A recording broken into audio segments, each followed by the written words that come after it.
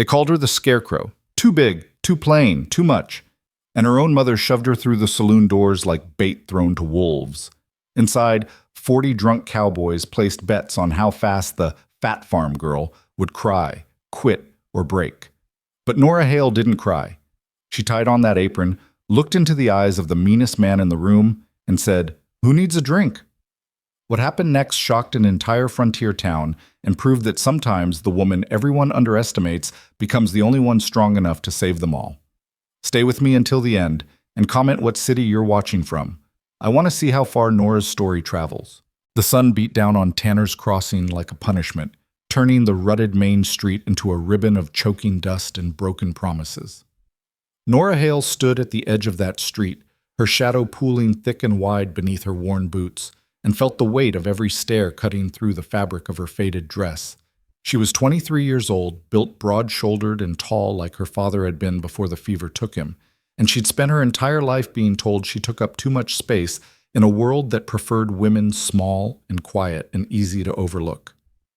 Behind her, the Hale farm crouched against the horizon, 3 acres of stubborn dirt that hadn't produced a decent crop in 2 years, a sagging barn held together by hope and baling wire, and a house where the roof leaked and the silence cut deeper than any knife. Her mother, Margaret Hale, stood in the doorway with arms crossed tight across her thin chest, her face carved from the same granite disapproval she'd worn since Nora's father died, and left them with nothing but debts and shame. Beside her, Eli Hale shifted his weight from foot to foot, 14 years old, and already wearing bruises like badges, purple shadows on his ribs where their mother's frustration found targets when the bills came due and the cupboard stayed empty. "Go on," Margaret called out, her voice sharp as a slap across the dusty air. "You're burning daylight, girl. Mr. Callahan's expecting you." Nora didn't turn around. She kept her eyes fixed on the building at the far end of the street. Callahan's Saloon, a 2-story structure of rough timber and painted trim that stood out against the drab frontier town like a red badge of sin. Even from here, she could hear the muffled roar of men's voices, the discordant jangle of an out-of-tune piano, the crash of glass against wood. The whole town knew what happened inside those walls. Respectable women crossed the street rather than walk past, clutching their children close and whispering prayers against corruption. Men stumbled out at dawn with empty pockets and guilty faces reeking of whiskey and regret. And now her mother was sending her straight into the heart of it. "You listening to me, Nora?" Margaret's voice cracked like a whip. "Families got to eat. You're the only one strong enough to handle those men, and Lord knows you're not getting any husband offers looking the way you do." Nora's jaw tightened, but she didn't respond. What was there to say? The truth had teeth that cut both ways. Yes, she was big, unfashionably tall, heavy in the hips and shoulders where other girls were willowy and delicate. Yes, her hands were rough from farm work, her face too square and honest to be called pretty. And yes, every boy in Tanner's Crossing had looked right through her since she was old enough to notice, their eyes sliding past to land on Sarah Whitfield with her golden curls, or Amy Chen with her tiny waist and musical laugh. But the other truth, the one Margaret Hale would never say out loud, was simpler and crueler. Nora was useful precisely because she was unwanted. She could walk into that saloon and serve whiskey to drunk cowboys without anyone worrying about her virtue, because everyone already assumed she didn't have any worth protecting. "Go on," Eli said quietly, and when Nora glanced back, she saw him touch his ribs, a small, unconscious gesture that told her everything. Their mother's temper had been getting worse, and the boy's thin frame couldn't take many more lessons about respecting his elders and pulling his weight. So Nora squared her shoulders, adjusted the worn canvas bag containing her only spare dress, and her mother's terse letter of introduction to Rafe Callahan, and started walking. The street stretched before her like a gauntlet. Mrs. Whitfield emerged from the general store and froze mid-step, her mouth falling open in scandalized shock as she recognized where Nora was headed. 2 ranch hands loading supplies onto a wagon stopped to elbow each other and grin, already anticipating the entertainment. Even old Mr. Prescott, who ran the respectable hotel on the corner, shook his head slowly as Nora passed, his expression somewhere between pity and disgust. She kept walking. The saloon doors loomed larger with each step. Up close, she could see the wear and tear, bullet holes patched over with tin, deep gouges in the wood from knife fights and thrown bottles, dried spatters of what might have been blood or whiskey, or both. The windows glowed with lamplight, even though it was barely past noon, and through the grimy glass she could see shapes moving, men gathered around tables and pressed up against the long bar that ran the length of the room. Nora stopped at the threshold, her hand raised to push through the swinging doors, and felt her heart hammering against her ribs like it wanted to escape. Every instinct screamed at her to turn around, to run back to the farm and tell her mother she'd changed her mind, to accept whatever punishment came, rather than walk into this place where decent women never went. But then she thought of Eli's bruised ribs, of the empty pantry and the overdue mortgage payment, of her mother's exhausted rage and the slow death of pride that came from watching your family starve while you stood helpless. And she thought of something else too, something she'd never quite been able to kill no matter how many times the world told her she didn't matter, a stubborn, contrary spark deep in her chest that whispered, "Why not? What have you got to lose that they haven't already taken?" Nora pushed through the doors. The noise hit her first, a wall of sound that seemed to have physical weight. 40 men, maybe more, crowded into a space built for half that number. Cowboys from the nearby ranches, their clothes stained with trail dust and sweat. Miners from the claims up in the hills still wearing the gray powder of their work. Gamblers in fancy vests and careful faces. Drifters with hollow eyes and quick hands. All of them turned as the doors swung open, and the wave of sudden silence that followed was somehow worse than the noise had been. "Well, Jesus Christ," someone said into that silence. "Look what just walked in." Laughter erupted, sharp and mean. Nora stood frozen in the doorway, every eye in the room locked on her, and felt the heat rising in her face. She'd known it would be bad, but knowing and experiencing were different countries separated by an ocean of shame. "Is that a woman? Or did someone's barn get loose?" Another voice called out. "I got $20 says she cries before she makes it to the bar. Hell, I got 50 says she runs before she even talks to Rafe." The crowd surged closer, forming a loose half circle around her, men jostling for position to get a better look at the entertainment. Nora caught fragments of faces in the lamplight, a scarred cheek, tobacco-stained teeth, eyes bright with whiskey and cruelty.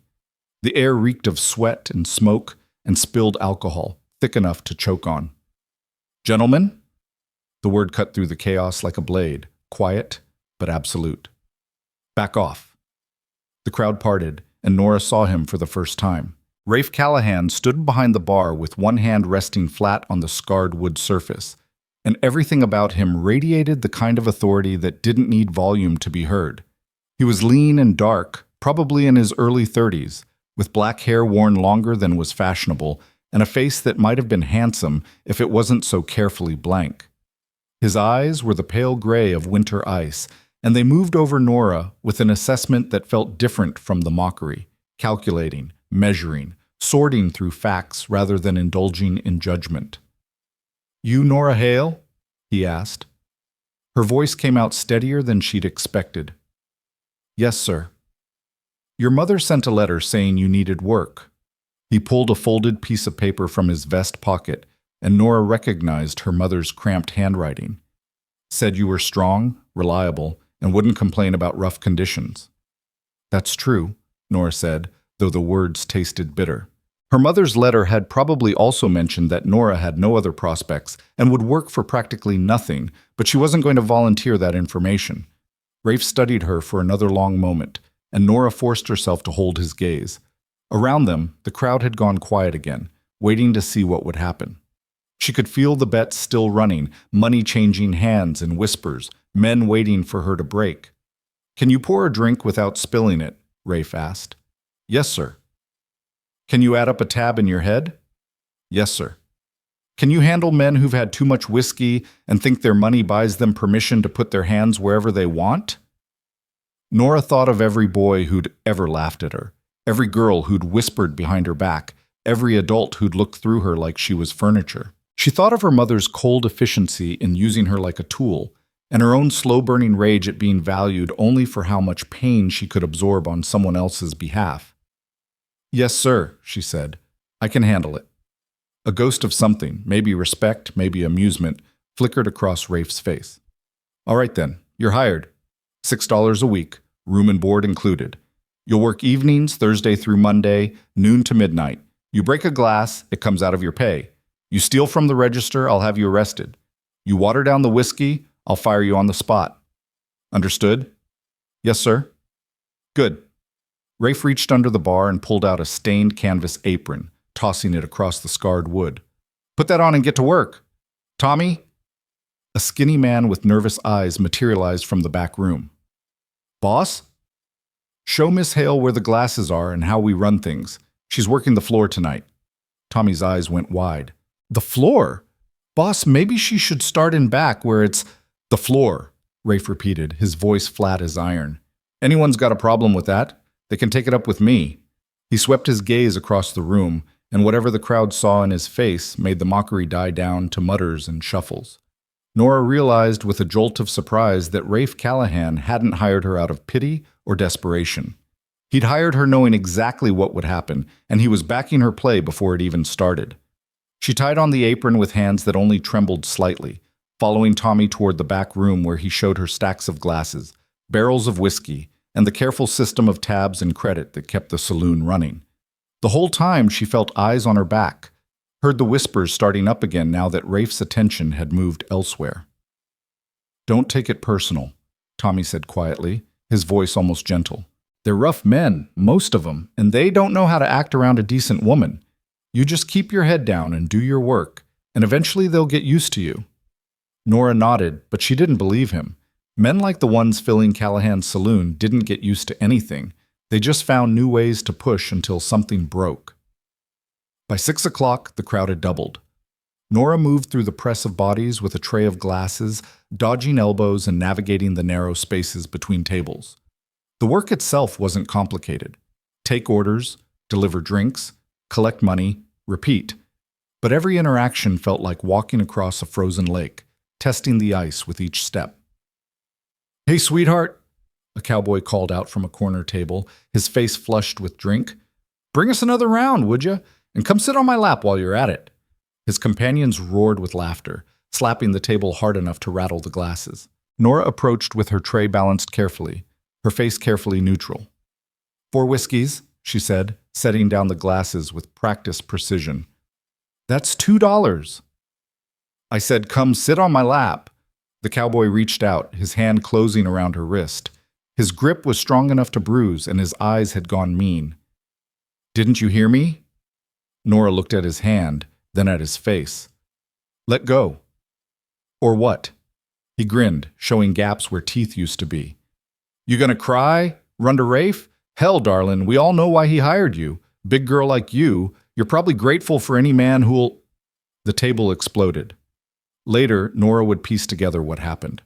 Rafe had been watching from behind the bar, and the moment the cowboy's words turned vicious, he'd vaulted over the polished wood and crossed the room in 4 strides. His hand closed around the back of the cowboy's collar, lifting him straight out of his chair with the kind of strength that came from years of handling exactly this type of situation. You're done, Rafe said quietly. Pay your tab and get out. The cowboy struggled, his face going red. I didn't do nothing. I was just... You grabbed my employee without permission and insulted her in my establishment. Rafe's voice stayed level, but something in his eyes made the surrounding tables go silent. That means you're done. You can walk out on your own feet or I can throw you through the window. Your choice. The cowboy looked around for support, but his companions had suddenly found their drinks fascinating. After a long moment, he threw some coins on the table and stalked toward the door, shoving past Nora hard enough to make her stumble. Rafe caught her elbow, steadying her. You all right? Nora nodded, not trusting her voice. Her wrist still throbbed where the cowboy had grabbed her, and her whole body was shaking with adrenaline. Good. Rafe released her arm and turned to address the room, his voice carrying to every corner. Let's make this clear for anyone who's confused about how things work here. Miss Hale is my employee. She's under my protection, same as Tommy, same as anyone else who works for me. You treat her with respect. You get your drinks and your entertainment. You lay a hand on her without permission. You insult her. You make her job harder than it needs to be. You're out. No warnings. No second chances. We clear? A murmur of agreement rippled through the crowd, sullen but real. Nora watched as the men turned back to their drinks and conversations and realized she'd just witnessed something important. Rafe Callahan had drawn a line, and he'd done it in front of 40 witnesses. The rest of the evening passed in a blur. Nora's feet ached, her arms burned from carrying heavy trays, and her head pounded from the noise. But nobody else grabbed her. Nobody else made crude suggestions to her face, and when she approached tables, men moved aside to let her through instead of forcing her to squeeze past. Midnight came like a reprieve. The crowd thinned as men stumbled out into the darkness, heading back to their bunks or their camps or their guilty homes. Tommy started cleaning up, sweeping peanut shells and broken glass into piles. Nora stood behind the bar, washing glasses in a basin of lukewarm water, and felt the weight of the day settling into her bones. Not bad for your first night. She looked up to find Rafe counting the till, his long fingers moving through coins and bills with practiced ease. In the lamplight, with most of the crowd gone, he looked tired, deep lines around his eyes, shadows beneath them, the kind of exhaustion that came from years of managing chaos. "Thank you," Nora said. Nora Tsa. "For what you did earlier, with that cowboy." Rafe shrugged. "Can't have men thinking they can abuse my staff. Bad for business." He paused, then added in a quieter voice, "You handled yourself well. Lots of women would have quit after what he said." "I've heard worse," Nora said, and it was true. The cowboy's words had stung, but they weren't anything she hadn't heard before, just louder, more public, attached to a hand that could hurt. Rafe's eyes flicked to her face, sharp and assessing. "I believe that." They worked in silence for a while, Nora washing glasses and Rafe tallying numbers. Through the grimy windows, she could see Tanner's Crossing settling into darkness, lamps winking out in respectable houses, the street empty except for one drunk sleeping it off against the wall of the general store. "Your room's upstairs," Rafe said eventually. "Third door on the left. Nothing fancy. Bed, washstand, space for your things. You share the hallway with Tommy and the piano player, but they mind their own business. Breakfast is at 7, whatever you want from the kitchen. Don't wander around town in your work clothes if you can help it. The church ladies already think you're damned. No need to make it easier for them." Nora nodded, filing away each instruction. "Is there anything else I should know?" Rafe considered for a moment, his hands going still on the stack of coins. "Yeah, one thing." He looked at her directly, and his gray eyes were serious. "This job isn't easy. Most people don't last a month. Not because of the work itself, but because of how it feels to be looked at the way these men look at you. Like you're entertainment. Like your feelings don't matter. Like you're something less than human just because you're willing to pour their drinks." "I know," Nora said. "I don't think you do," Rafe said quietly. "Not yet. But you will. And when it gets to be too much, when you wake up one morning and realize you can't stand to walk through those doors again, you tell me. You give notice, you take your pay, and you leave. No judgment, no hard feelings. Understood?"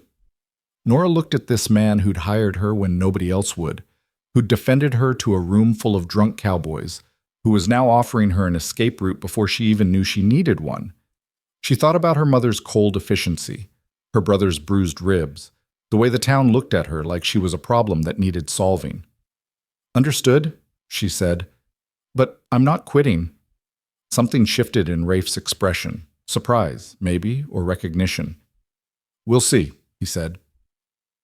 Then he went back to counting his money, and Nora went back to washing glasses, and the saloon settled into the quiet that came after the storm. Her room was exactly as promised. Small, plain, functional. A narrow bed with a thin mattress and clean sheets. A washstand with a cracked mirror. A single chair and a hook on the wall for clothes. After the cramped bedroom she'd shared with Eli back at the farm, with its leaking roof and drafty walls, it felt almost luxurious. Nora unpacked her spare dress, hung it on the hook, and sat down on the edge of the bed. Through the thin walls, she could hear Tommy moving around in the next room, the creak of floorboards and the gentle thump of boots being pulled off. Somewhere downstairs, a clock ticked steadily, marking off seconds. She looked at her reflection in the cracked mirror, same broad face, same rough hands, same unfashionable body that had marked her as unwanted since childhood. But something was different now. For the first time in her life, someone had looked at her and seen Not a burden or a disappointment, but a person capable of doing hard things. Rafe hadn't hired her because he felt sorry for her. He'd hired her because he thought she could handle it. Nora lay down on the narrow bed, still fully dressed, and stared at the ceiling. Tomorrow, she'd do it all again. Walk through those doors, face those stairs, pour drinks for men who saw her as a joke. And the day after that, and the day after that, until either she broke or the world finally noticed she was stronger than anyone gave her credit for. Outside, Tanner's Crossing slept. Inside Callahan's saloon, Nora Hale closed her eyes and let exhaustion pull her under, dreaming of a future that might, for the first time, belong to her. Morning came with pale light through the single window and the smell of coffee drifting up from downstairs. Nora dressed in her spare dress, the same worn calico as yesterday's, but cleaner, and made her way down to the kitchen. Tommy was already there, nursing a cup of coffee and looking like he'd slept in his clothes. He nodded when Nora entered, pushing the pot toward her. "Help yourself," he said. "Bread's in the box, butter's in the crock. Rafe doesn't believe in fancy breakfasts, but there's usually enough to fill you up." Nora poured coffee into a tin cup and sat down at the scarred wooden table. Through the doorway, she could see into the main saloon, tables still sticky with spilled liquor, chairs scattered across the floor, the whole place looking shabby and worn in the morning light. It was strange to see it empty, almost peaceful, like seeing the bones of something after the flesh had been stripped away. "You did good last night," Tommy said, startling her out of her thoughts. "Better than most. We had a girl a couple months back who lasted about 3 hours before she ran crying. Another one made it 2 weeks before she just stopped showing up." "What happened to them?" Nora asked. Tommy shrugged. "Moved on, I guess. Found easier work somewhere else. Can't really blame them. This place eats people up if they let it." "And you?" Nora asked. "How long have you worked here?" 5 years, Tommy said. "Give or take. Rafe gave me a job when nobody else would after I got out of prison for stealing a horse that wasn't mine. Figured I owed him loyalty for that." He took a long drink of coffee. "He's a good man, Rafe is. Doesn't show it much, keeps everything locked up tight, but he treats his people fair. You remember that, when things get rough?" Nora nodded, filing away this piece of information alongside everything else she was learning about her new life.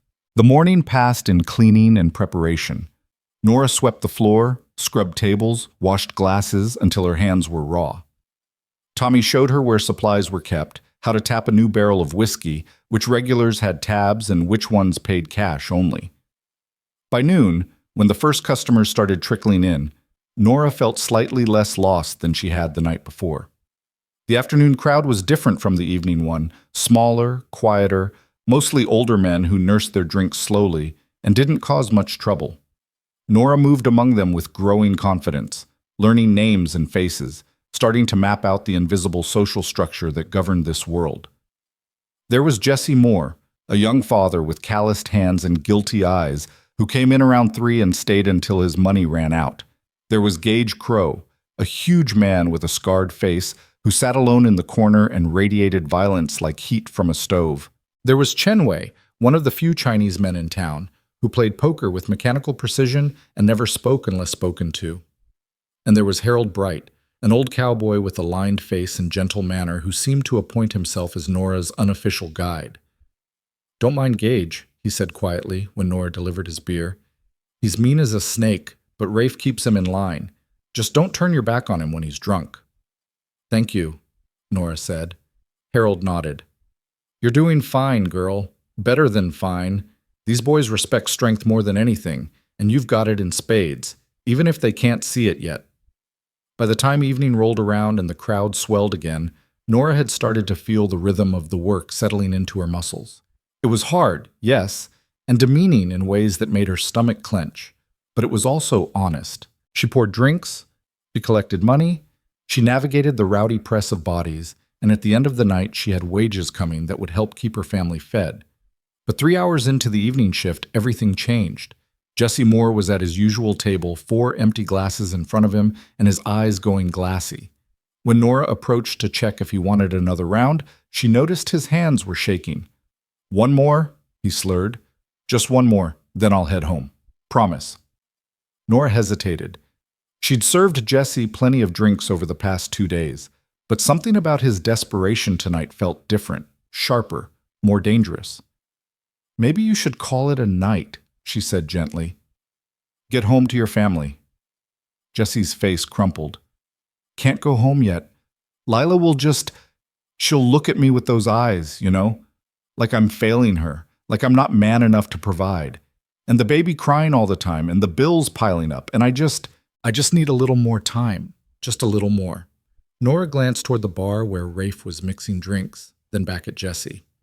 She thought of her own father, who'd worked himself into an early grave trying to make the farm succeed. She thought of her brother's bruised ribs and her mother's cold rage. She thought of all the ways poverty ground people down until they couldn't see any path forward except the bottom of a glass. "No," she said. Jesse blinked up at her. "What?" "I said no." Nora picked up the empty glasses, stacking them on her tray. "I'm not serving you anymore tonight. You're going home to your wife and your baby." The tables around them had gone quiet, men turning to watch this new entertainment. Jesse's face flushed dark with anger and embarrassment. "You can't do that," he said, his voice rising. "I got money. I can pay." "I don't care," Nora said. "Your wife needs that money for food and rent. Your baby needs a father who shows up. Whatever you're running from, it'll still be there tomorrow, but at least you'll face it sober." "Who the hell do you think you are?" Jesse lurched to his feet, swaying. "You're just a saloon girl, a scarecrow they hired to scare children. You got no right to tell me." "Sit down, Jesse." Rafe's voice cut through the rising tension, quiet but absolute. He'd materialized beside their table, his gray eyes cold. "Miss Hale made her call. You're done for tonight." Jesse looked between them, his face working through anger and shame. For a moment, Nora thought he might swing at one of them, but then his shoulders sagged, and he nodded once, jerky and defeated. "Fine," he muttered. "Fine. I'm going." He stumbled toward the door, knocking into chairs on his way. The crowd watched him go, then slowly turned back to their own drinks, the moment passing like a stone dropped into water. Rafe looked at Nora. "You sure about that?" "No," Nora said honestly. "But I couldn't keep pouring whiskey for a man who needs food money more than he needs another drink." Something flickered across Rafe's face. Surprise again, or maybe something deeper. "You might have just made yourself an enemy. Jesse's got pride, and you wounded it in front of witnesses." "Then I guess we'll see what he's really made of," Nora said. Rafe studied her for another long moment, then nodded once and went back to the bar. Nora picked up her tray and returned to work, aware of the eyes following her now with new intensity, men reassessing what they thought they knew about the fat farm girl who'd walked through their doors 2 days ago. The rest of the night passed without major incident, but Nora could feel the shift in the room's atmosphere. The mockery hadn't disappeared. She still heard whispers, still caught crude gestures and sneering glances. But underneath it was something else now. Uncertainty, maybe. A grudging acknowledgement that she wasn't quite the joke they'd expected her to be. At midnight, when the saloon finally emptied and Nora climbed the stairs to her small room, she felt bone-tired but strangely alive. She'd taken a stand, made a choice that wasn't safe or easy, and the world hadn't ended. In fact, for the first time since her father died, she felt like she'd done something that mattered, something that might, in some small way, have made a difference. She fell asleep thinking about Jesse Moore walking home in the darkness, and hoped that when he got there, his wife would see him sober and feel even a moment of relief. It wasn't much. But in a world that had never given Nora much of anything, it felt like enough. 3 weeks passed like water wearing down stone, slowly, relentlessly, changing everything even when the surface looked the same. Nora fell into the rhythm of saloon life the way a person learns to swim by being thrown into deep water. Awkwardly at first, then with growing competence born of pure necessity. She learned which men got mean when they drank, and which ones just got sad. She learned to read the tension in a room before it exploded into violence, to spot the difference between harmless flirtation and genuine threat, to move through crowds of bodies without getting cornered or grabbed. And she learned that her refusal to serve Jesse Moore that night had consequences she couldn't have predicted. It was a Saturday evening, the saloon packed shoulder to shoulder with ranch hands fresh off the trail and miners with heavy pockets full of week-old pay. Nora navigated the chaos with her tray balanced high, delivering whiskey and beer to tables scattered throughout the room. The air was thick with smoke and noise, the piano player hammering out a tune that nobody could hear over the roar of conversation. She was collecting empty glasses from a corner table when she heard the commotion near the door. "I'm telling you, she saved my life." Nora turned to see Jesse Moore standing just inside the entrance, his hat clutched in both hands and his face flushed with something that looked like determination mixed with embarrassment. Beside him stood a thin woman with a baby on her hip. His wife Lila, Nora realized, seeing the resemblance between the infant's round face and Jesse's own features. The crowd had gone quiet, men turning to stare at this unexpected intrusion of domestic life into their sanctuary. Rafe emerged from behind the bar, his expression carefully neutral. "Jesse, Mrs. Moore, this isn't really the time or place for—" "No, let me say this." Jesse's voice cracked slightly, but he pushed forward. 3 weeks ago, Miss Hale cut me off. Refused to serve me even though I had money in my pocket and a powerful thirst. I was mad as hell about it, cursing her name all the way home. He swallowed hard, his eyes searching the crowd until they found Nora. But when I got there, when I walked through my own door sober for the first time in months, Lila was nursing our boy and crying because we didn't have money for the doctor.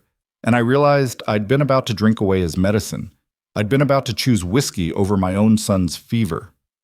The silence in the saloon was profound now, the kind of quiet that came when men recognized truth being spoken in a place usually devoted to avoiding it. Lila Moore stepped forward, shifting the baby on her hip. Her dress was worn but clean, her face lined with exhaustion and something fiercer, the kind of tired strength that came from surviving when survival seemed impossible. "Miss Hale," she said, her voice soft but carrying through the stillness. "I don't know you, and I don't pretend to understand what made you refuse my husband that night. But because you did, he came home with money enough to pay the doctor. Our son's fever broke the next morning, so I came here to say thank you and to tell every man in this room that whatever they think of you, I know you for what you are, someone who cares more about people than profit." She turned to her husband, took his arm, and together they walked back out into the night. The doors swung shut behind them, and for a long moment nobody moved or spoke. Then Harold Bright stood up from his table, his weathered face serious. "Well," he said into the silence, "guess that settles it, don't it? Girls got more sense and spine than half of us combined." A murmur of agreement rippled through the crowd, grudging but real. Nora felt heat rising in her face, unsure whether to be proud or mortified by the public declaration. She caught Rafe's eye across the room and saw something in his expression she couldn't quite read, approval mixed with wariness, as if Jesse's testimony had just made her life both easier and more complicated. The rest of the evening passed in a strange new atmosphere. Men still called for drinks and played cards and told crude jokes, but there was a subtle shift in how they treated Nora. More of them said please and thank you. Fewer hands reached out to grab. When she passed tables, conversations would pause and resume only after she'd moved on, as if her presence demanded a level of respect they hadn't thought to offer before. It should have felt like victory. Instead, Nora felt the weight of expectation settling onto her shoulders like a yoke. She wasn't just the saloon girl anymore. She was someone people looked to, someone whose choices mattered beyond the simple exchange of whiskey for coins. It was exhilarating and terrifying in equal measure. At midnight, after the last customers had stumbled out and Tommy had finished sweeping, Nora found Rafe in his small office off the main room. He was bent over a ledger, his dark hair falling forward as he tallied numbers by lamplight. "You wanted to see me?" she asked from the doorway. Rafe looked up, gesturing for her to enter. "Close the door." Nora did, her heart suddenly hammering. Had she done something wrong? Was he upset about Jesse and Lila's visit? "Sit," Rafe said, nodding toward the chair across from his desk. When Nora was seated, he leaned back and studied her with those pale gray eyes that seemed to see through surfaces. "You've been here 3 weeks. You're still showing up, still doing the work. That puts you in rare company." "Thank you," Nora said cautiously. "Don't thank me yet." Rafe tapped his pencil against the ledger. "What Jesse said tonight about you saving his life, that's going to spread. By tomorrow morning, half of Tanner's Crossing will have heard some version of the story. And that means things are about to get harder for you, not easier." Nora frowned. I don't understand. Why would it get harder? Because now you're not just a curiosity, Rafe said. You're an example. Every woman in town who's been watching her husband drink away their future is going to look at you and wonder if you might do the same thing for them.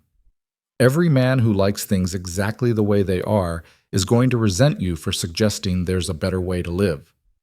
He paused, his expression serious. And the church ladies who already think you're corrupting their town, they're going to come for you with everything they've got. Let them come, Nora said, the words out before she could think better of them. I didn't do anything wrong. I just refuse to enable a man's self-destruction. I know, Rafe said quietly, and that's what scares me. You actually believe you can make a difference here, and people who believe that tend to get hurt. They looked at each other across the scarred desk, and Nora felt something shift between them. A recognition of shared understanding, maybe, or the beginning of trust. Rafe had hired her expecting she'd quit within weeks. Now he was looking at her like she might actually survive, and he wasn't sure how to feel about that. I should get some sleep, Nora said finally, standing. Long day tomorrow. They're all long days here, Rafe said, but there was something almost gentle in his voice. Get some rest, Nora. You're going to need it. She climbed the stairs to her small room, changed into her nightgown, and lay down on the narrow bed. Through the thin walls, she could hear Tommy snoring and the distant creak of the building settling. Outside, Tanner's Crossing slept under a blanket of stars. Nora thought about Jessie Moore walking home sober, about Lila Moore holding her baby close and feeling something like hope, about all the ways one small choice could ripple outward like stones thrown into still water. She'd spent her whole life being told she was too much, too big, too unwanted to matter. But tonight, for a few brief moments, she'd mattered more than anything. She fell asleep with that thought wrapped around her like armor. The trouble started 4 days later, on a Wednesday afternoon when the saloon was nearly empty and the sunlight slanted through the grimy windows in golden bars. Nora was wiping down tables when the door opened and 3 women walked in, their skirts rustling with righteous purpose. Mrs. Whitfield led the procession, her face set in lines of iron disapproval. Behind her came Mrs. Chen, no relation to Chen Wei, the poker player, and Mrs. Patterson, the minister's wife. All 3 wore their Sunday best despite it being midweek, their hair pinned in severe styles that matched their severe expressions. Tommy, who'd been restocking bottles behind the bar, froze like a rabbit that had just spotted a hawk. Ladies, Rafe said, emerging from his office. His voice was polite but wary. This is unexpected. What can I do for you? Mrs. Whitfield drew herself up to her full height, which wasn't particularly tall but somehow seemed imposing anyway. Mr. Callahan, we've come to discuss a matter of grave concern to the moral welfare of this community. And what matter would that be? Rafe asked, though Nora could tell from his tone that he already knew. That creature you've hired to work in this den of iniquity. Mrs. Whitfield's eyes fixed on Nora with the intensity of a preacher spotting sin. That Hale girl who has taken it upon herself to interfere in the private business of decent families. Nora felt her face go hot, but she kept her expression neutral and her hands steady on the rag she was using. Miss Hale is my employee, Rafe said carefully. She works for me, and she does her job well. I'm not sure what concern that is of yours. She's corrupting the men of this town, Mrs. Patterson burst out, her voice shrill. My husband came home last week and told me she'd lectured him about his drinking. Lectured him, as if some oversized farm girl who works in a saloon has any right to pass judgment on a God-fearing man. She refused to serve Arnold Gaines when he was already drunk, Mrs. Chen added, her voice quieter but no less accusing. Cost him money in a card game because he wasn't thinking straight, and he blames her for it. Mrs. Whitfield took over again, her words precise as knife cuts. The fact is, Mr. Callahan, this girl is overstepping her bounds. She's inserting herself into matters that are none of her concern, making decisions that belong to wives and mothers, and worst of all, she's making the men of this town believe she has some sort of moral authority. She paused for effect. It's unseemly. It's inappropriate, and it needs to stop. Nora opened her mouth to defend herself, but Rafe held up a hand, silencing her. Let me make sure I understand, he said, his voice dangerously quiet. You're upset because my employee refused to overserve drunk customers, which is not only her right, but her responsibility. You're upset because she showed more concern for the welfare of families than their own husbands did. And you're upset because she had the audacity to do all this while being, what did you call her, an oversized farm girl? Mrs. Whitfield's mouth tightened. We're upset because she's a bad influence, and we demand you terminate her employment immediately. The silence that followed felt like the moment before a thunderstorm breaks, everything charged and waiting.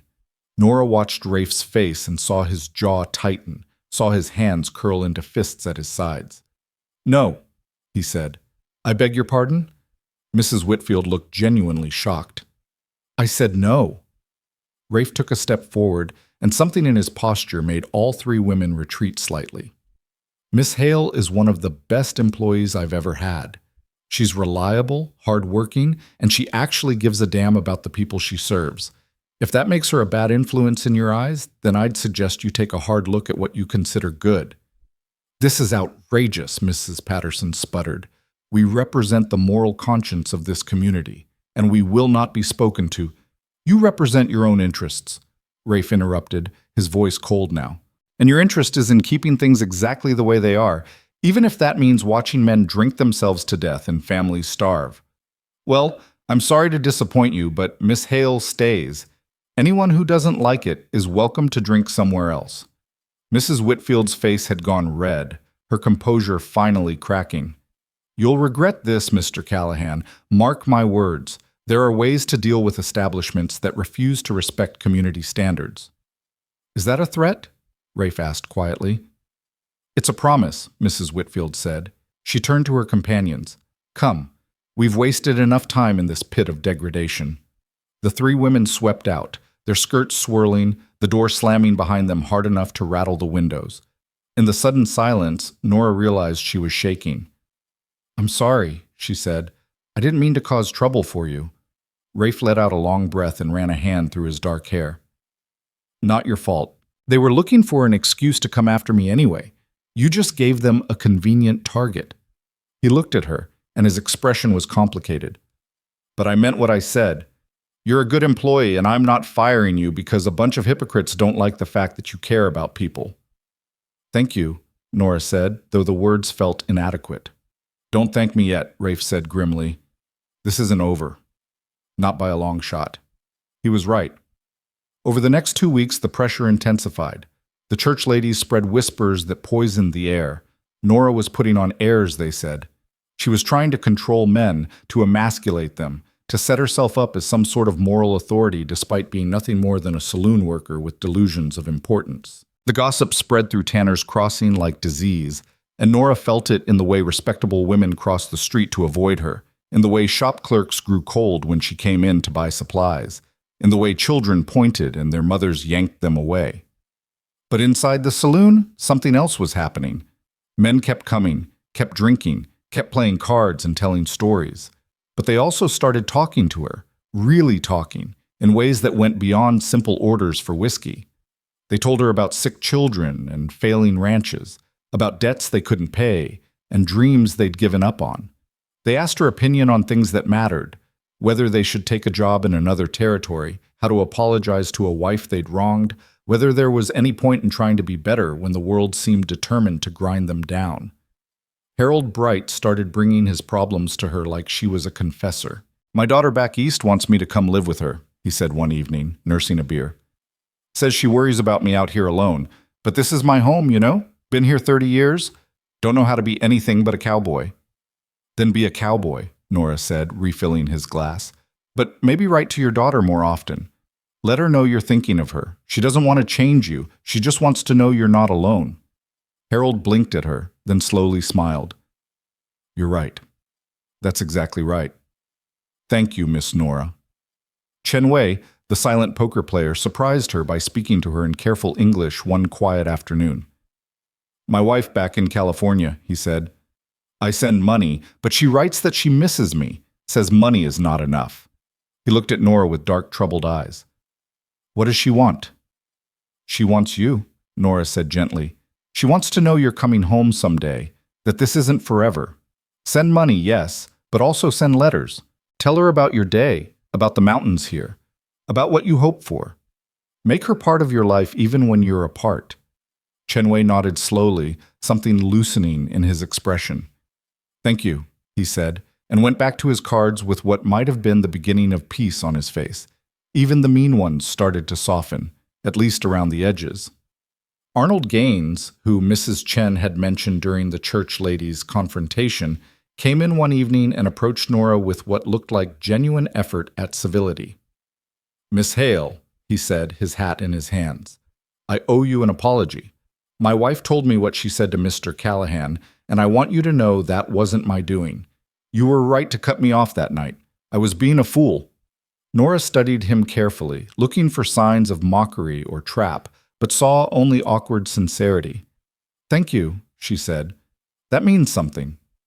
Arnold nodded, clearly relieved, and returned to his table. Watching him go, Nora felt the weight of responsibility settling heavier on her shoulders. These men were starting to trust her, to see her as something more than just the person who poured their drinks.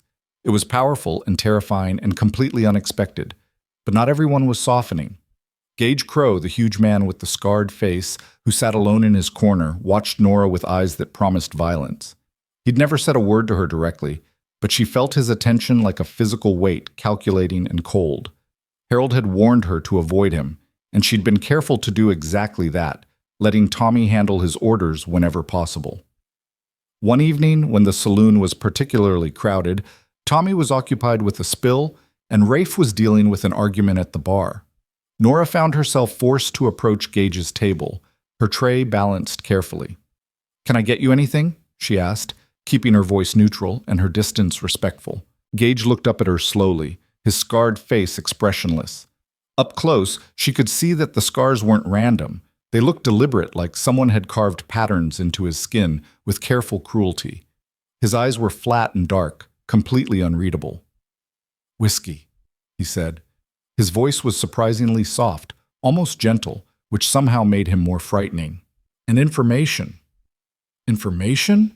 Nora repeated carefully. All these men, Gage said, gesturing vaguely at the crowded room, coming to you with their problems, telling you their secrets, treating you like you're something special. He leaned back in his chair, and it creaked under his weight. I'm curious what makes you think you can handle that kind of trust. What makes you different from every other woman who's walked through these doors thinking she could fix broken men? Nora met his eyes directly, refusing to show fear even though her heart was hammering. I don't think I can fix anyone, she said. That's not my job. I just listen, and sometimes I tell them the truth they already know, but don't want to admit. That's all. That's all, Gage repeated, something like amusement flickering across his scarred features. You hear that, boys? His voice rose slightly, drawing attention from nearby tables. Miss Nora here says she's just listening, just telling the truth. Nothing special. The room had gone quiet, men turning to watch this exchange with the same fascinated dread people showed when watching two dogs circle before a fight. But here's the thing about truth, Gage continued, his soft voice carrying through the silence. Truth is dangerous. Truth gets people hurt. And pretty little truths told by a farm girl playing saint in a saloon, those are the most dangerous kind of all. Gage, Rafe's voice cut through the tension like a blade. He stood beside the table now, his hand resting casually near the gun he wore on his hip. You making trouble? Gage looked up at Rafe, and for a moment Nora thought they might actually fight. But then Gage smiled, showing teeth. Just having a conversation with Miss Nora, appreciating her wisdom. That allowed, boss? Long as it stays conversation, Rafe said evenly. The moment it becomes something else, you and I are going to have a problem. Gage held his gaze for another long moment, then nodded slowly. No problem here. Just curiosity. He looked back at Nora. My whiskey? Nora poured with hands that only trembled slightly, set the glass on his table, and walked away with measured steps that didn't betray the fear singing through her veins. Behind her, she heard Rafe say something quiet to Gage, heard the bigger man's low laugh in response. That night, after the saloon closed and she was alone in her room, Nora let herself shake. Gage Crow had looked at her the way a cat looks at a mouse, interested, patient, waiting for the right moment to pounce. She didn't know what she'd done to earn his attention, but she knew with bone-deep certainty that it was dangerous. She was still awake when someone knocked softly on her door. "Nora?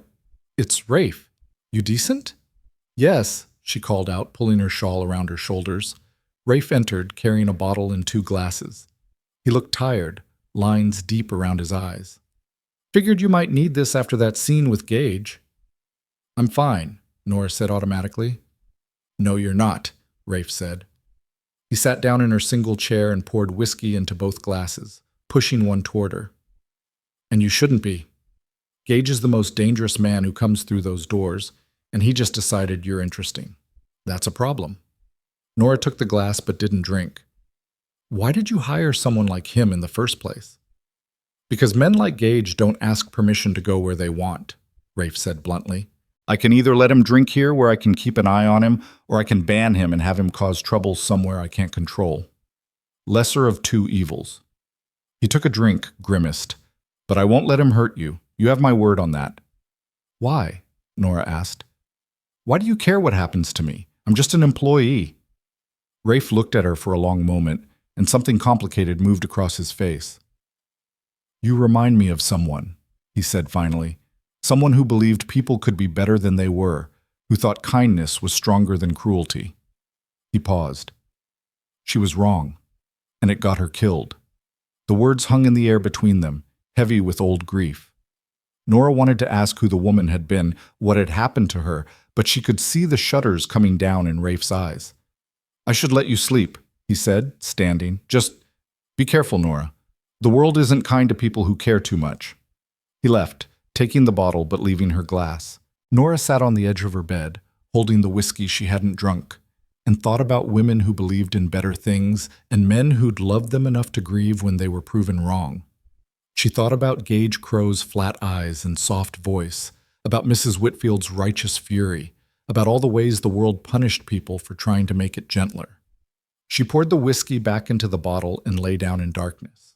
Tomorrow she'd walk through those doors again, serve drinks to broken men, listen to their confessions, and try to help them see paths toward better lives. It was dangerous work, maybe even deadly work, but it was also the first time in her life that Nora Hale had felt like she was doing something that mattered, and she wasn't ready to give that up, not even for safety. Outside, Tanner's Crossing slept under cold stars. Inside a small room above a saloon, a woman who'd been called a scarecrow all her life lay awake and wondered if she was brave enough to keep standing when the storms finally came. The answer, she decided, would have to be yes. Because the alternative was going back to being invisible, and Nora had learned something important over these past weeks. Being seen, even when it hurt, was better than disappearing entirely, even if it meant facing down men like Gage Crow and women like Mrs. Whitfield, even if it meant risking everything she'd started to build in this smoky, dangerous, unexpectedly precious place she'd begun to think of as home. The storm that had been building finally broke on a Friday night in late September, when the air turned sharp with the promise of winter, and the saloon was packed with men trying to outrun the cold with whiskey warmth. Nora had been working since noon, her feet aching and her back sore from carrying heavy trays through the press of bodies. The crowd was restless tonight, on edge in a way she couldn't quite name, but felt in her bones like the charge before lightning strikes. She was delivering drinks to a table near the back when she heard the door slam open hard enough to rattle the frame. The entire saloon went silent, the kind of profound quiet that meant something bad was about to happen. Nora turned to see her brother Eli standing in the doorway, his face flushed and his hands clenched into fists. Behind him, backlit by the street lamps, stood their mother Margaret, her thin frame rigid with purpose. "There she is," Margaret announced to the room at large, her voice carrying like a bell. "My daughter, the one who abandoned her family to play saint for drunks and degenerates."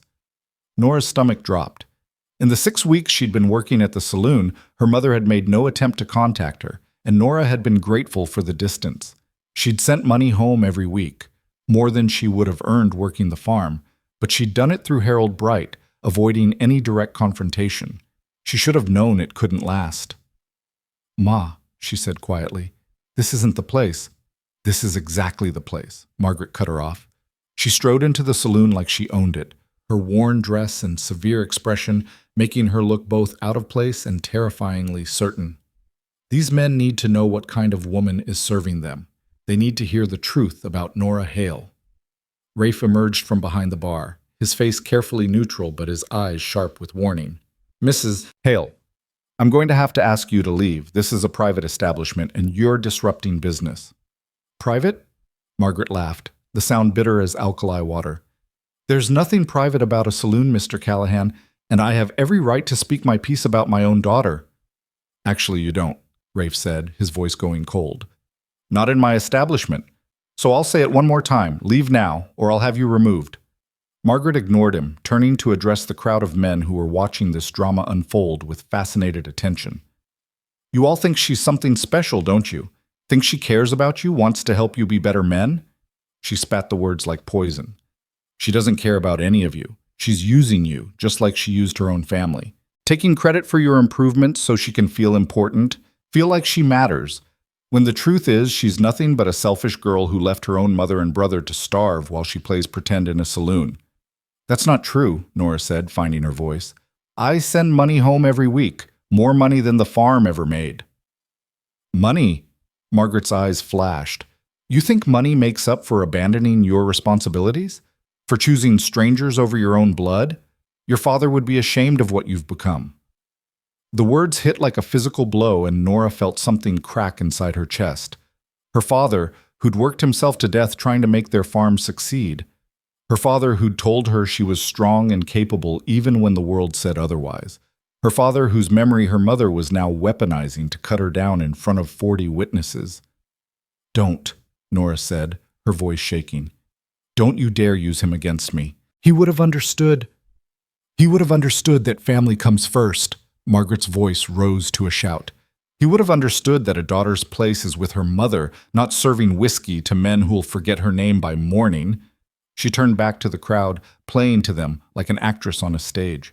So go ahead. Keep letting her pretend she's saving you. Keep confiding in her, trusting her, treating her like she's something more than a fat farm girl who couldn't find a husband and had to settle for this. She gestured around the saloon with contempt. But remember, when she gets tired of this game, when something better comes along, she'll abandon you just as fast as she abandoned her own family. That's who Nora Hale really is. The silence that followed was absolute. Nora stood frozen, feeling the weight of every eye in the room, hearing her mother's words echo in her skull. All the progress she'd made, all the trust she'd built, all the connections she'd formed with these men. Her mother had just tried to poison it all with a few well-aimed sentences. Then Eli stepped forward, and Nora saw with a jolt that his face was streaked with tears. "Ma," he said, his voice cracking. "Stop! Please stop!" Margaret whirled on him. "Be quiet, boy. This doesn't concern you." "Yes, it does," Eli said, louder now. "It concerns me because you're lying. Nora didn't abandon us. She saved us." He looked around the saloon, his young face desperate and earnest. "Do you know what it was like before she left? We were starving, actually starving. Ma was so angry all the time, hitting me when I couldn't work fast enough, when I couldn't make the farm produce what it wouldn't produce. And Nora," his voice broke. "Nora took all of it. Every beating, every cruel word, every bit of blame for things that weren't her fault, because she thought if Ma was hitting her, at least Ma wasn't hitting me." "Eli, that's enough," Margaret hissed, but her face had gone pale. "No, it's not enough," Eli said. "You made her go to Mr. Callahan. You pushed her out that door and told her to get a job here or the family would starve. And she did it, even though she was scared, even though she knew what people would say because she thought it would save us. And it did. We have food now. We have money for winter supplies. The roof doesn't leak anymore because Nora paid to have it fixed." Tears were running freely down his face now. "She didn't abandon us. She gave up everything she had left. Her reputation, her safety, her chance at any kind of normal life, to keep us alive. And you want to stand here and call her selfish?" The silence was different now, charged with something new. Nora looked at her little brother, this boy she'd tried so hard to protect, and felt her heart breaking and mending at the same time. Margaret's face had gone rigid, her eyes blazing with fury and something else. Shame, maybe, or fear of exposure. "You don't understand," she said, but her voice had lost its power. "You're just a child. I understand plenty, Eli said. He turned to Nora, his expression pleading. Don't listen to her. Please don't let her make you feel bad for surviving, for finding somewhere you matter. Before Nora could respond, another voice cut through the tension. The boy's right. It was Jesse Moore standing up from his table near the window. His face was serious, sober, despite the beer in front of him. Mrs. Hale, I don't know you, and I don't pretend to understand your family business, but I know your daughter saved my life, saved my marriage, saved my son from having a drunk for a father. So whatever else she is or isn't, she's not using us. She's helping us. And that matters. More than that, Harold Bright added, rising from his own seat. She's teaching us how to be better, not by preaching or judging, but by listening and caring and telling us hard truths when we need to hear them. That ain't playing pretend. That's real as it gets. One by one, men started standing. Chen Wei, who rarely spoke, nodded solemnly. Arnold Gaines, who'd once resented her interference, stepped forward. Even young Tommy came out from behind the bar, his nervous face set with determination. She stayed up with me when I was sick, one cowboy said. Brought me soup and wouldn't take payment for it. She talked me out of a card game I couldn't afford to lose, another added, saved me from bankruptcy. She reminded me my daughter's birthday was coming, a third said quietly. I'd forgotten 3 years running. This year I sent her money in a letter, first time she's written back in a decade. The testimonials kept coming, each man adding his piece to a picture that Margaret clearly hadn't expected. Nora stood in the center of it all, overwhelmed by this outpouring of support from men she'd assumed merely tolerated her presence.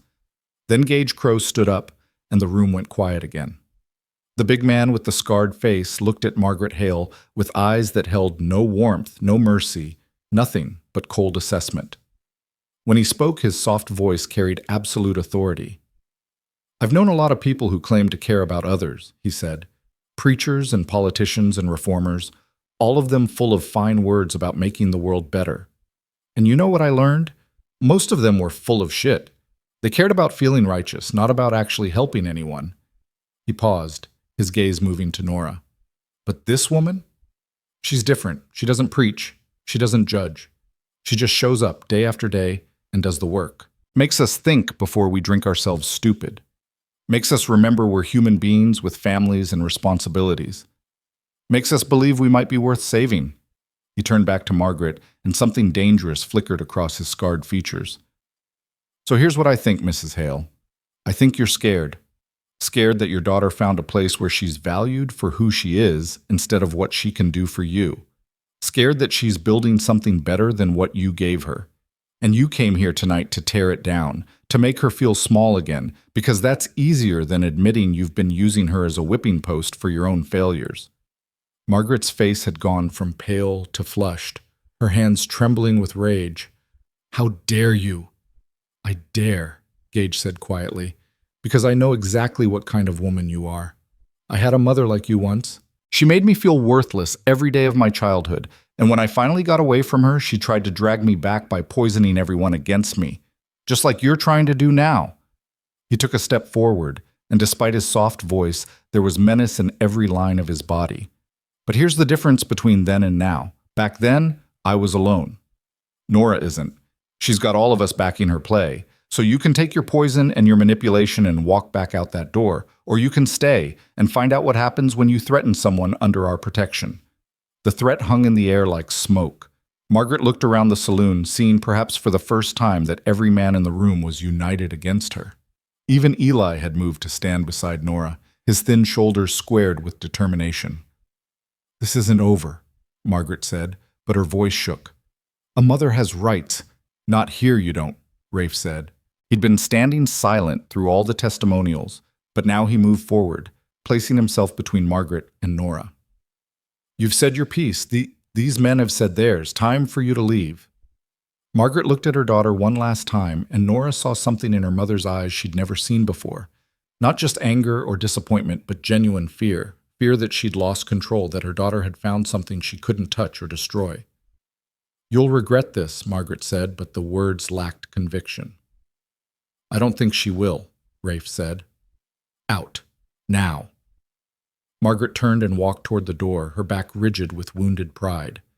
At the threshold she paused, looking back at Eli. "Come along, boy. Your sister's made her choice." Eli looked at Nora, then at his mother, and Nora saw the war playing out across his young face. He was only 14, still legally under Margaret's control, still dependent on her for shelter and food. "Go," Nora said softly. "It's all right. I'll send extra money this week for winter supplies." "But," Eli started. "Go," Nora repeated, putting all the love and reassurance she could into the word. "I'll be fine, I promise." Eli nodded reluctantly and followed their mother out into the night. The door closed behind them with a soft click that sounded like the end of something. For a moment, nobody moved. Then Rafe turned to the crowd and clapped his hands once, sharp and authoritative. "Show's over, gentlemen. Next round's on the house. Drink up and mind your business." The room erupted into motion, men returning to their tables and their conversations, though Nora could feel their eyes still sliding toward her with new understanding. She stood frozen in place, overwhelmed by everything that had just happened. "Come on," Rafe said quietly, touching her elbow. "Let's get you some air." He guided her through the back door into the alley behind the saloon, where the night air was cold enough to sting and the stars blazed overhead like scattered diamonds. Nora leaned against the rough wooden wall and let out a breath she felt like she'd been holding for hours. "I'm sorry," Rafe said after a moment. "I should have stopped that sooner. Shouldn't have let her say those things." "She was my mother," Nora said, her voice hollow. "You couldn't have stopped her without causing an even bigger scene." "Maybe." Rafe pulled out his tobacco pouch and started rolling a cigarette with practiced ease. "But I could have thrown her out the second she opened her mouth instead of letting her take shots at you in front of everyone." "They defended me," Nora said, still processing it. "All of them, even Gage." "Especially Gage," Rafe said, lighting his cigarette. "That's what surprised me most. Man doesn't show compassion for anyone, and there he was, tearing into your mother like she'd personally insulted him." "He said he had a mother like her," Nora said softly. "I didn't know that." "Nobody knows much about Gage," Rafe said. "He doesn't talk about his past, but I'm guessing it was bad, based on those scars and the way he handles himself." He took a drag, exhaled smoke into the cold air. "Point is, you made an impression on him, on all of them. What happened in there tonight? That doesn't happen often. Hell, I've never seen anything like it." Nora closed her eyes, feeling tears building behind her lids.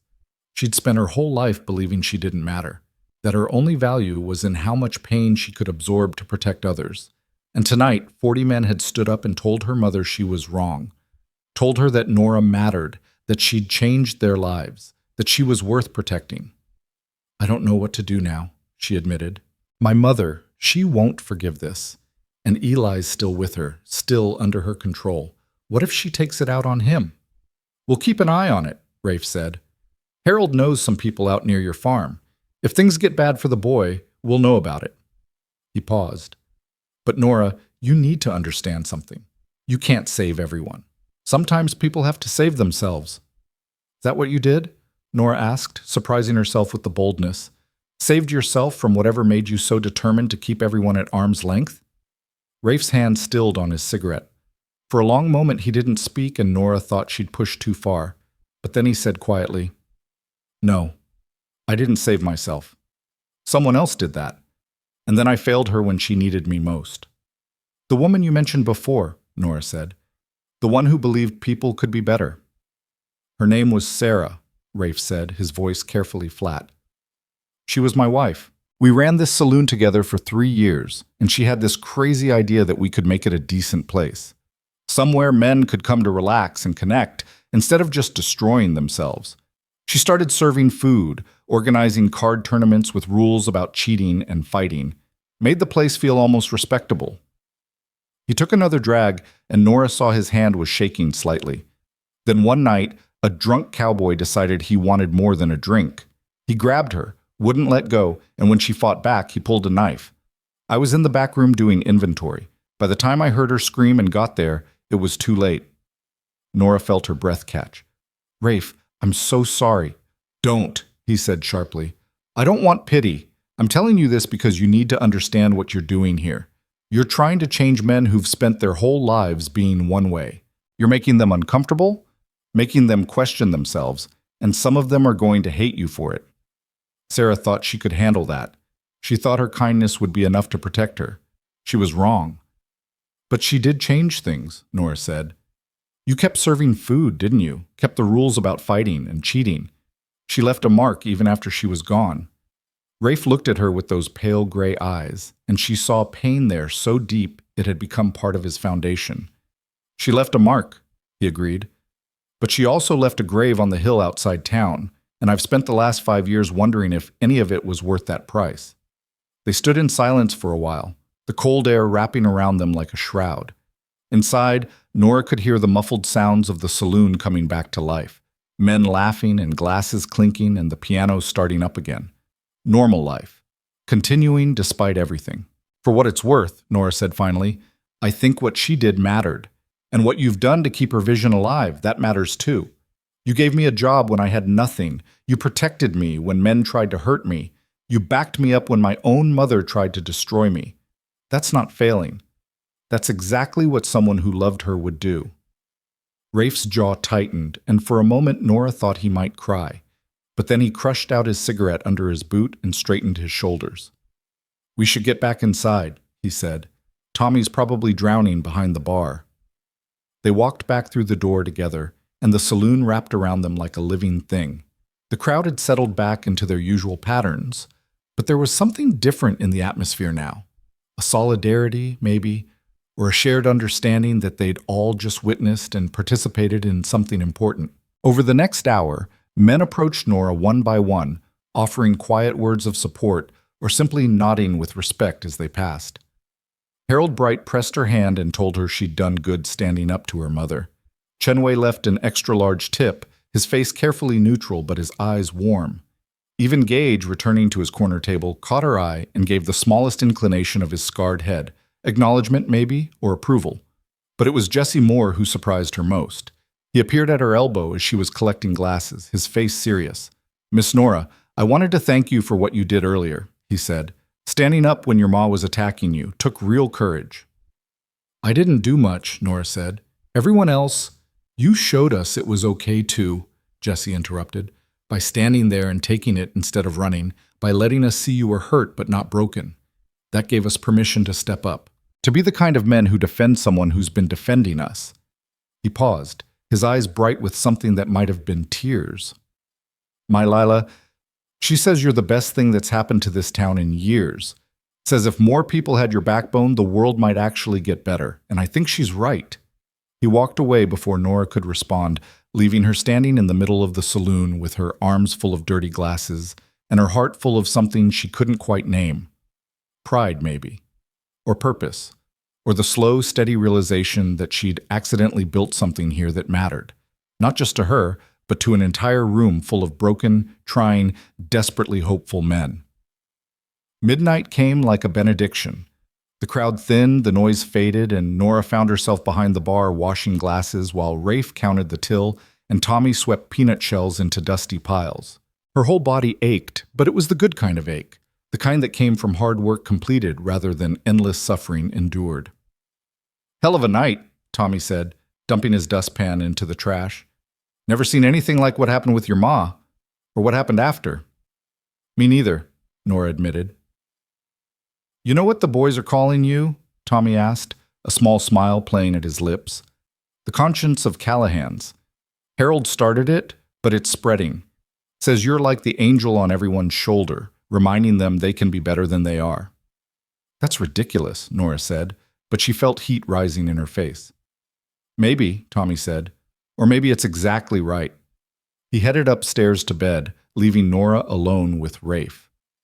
They worked in companionable silence for a while, the familiar rhythms of closing time settling over them like a well-worn blanket. Your mother was wrong, you know, Rafe said eventually, about you being selfish, about you using these men, about all of it. I know, Nora said, and realized she meant it. For the first time in her life, she actually believed in her own worth, not because someone told her she had it, but because she'd seen the evidence with her own eyes. She'd changed lives. She'd made a difference. She mattered. Good, Rafe said. He finished counting and locked the cash box, then turned to look at her directly. Because you're important, Nora, to this place, to these men, to... He stopped, seeming to catch himself. Just don't forget that. He climbed the stairs before she could respond, his boots heavy on the old wood. Nora finished washing the last glass, dried her hands on her apron, and stood for a moment in the empty saloon. The lamps were burning low, casting long shadows across tables scarred with use and stories. The air still smelled of whiskey and tobacco and sweat, but underneath she caught something else. Hope, maybe, or possibility. The scent of lives slowly changing direction. She thought about her mother's face when the men had defended her. Thought about Eli's tears and Gage's unexpected compassion and Rafe's carefully guarded grief. Thought about Sarah, who tried to make this place better and paid the ultimate price.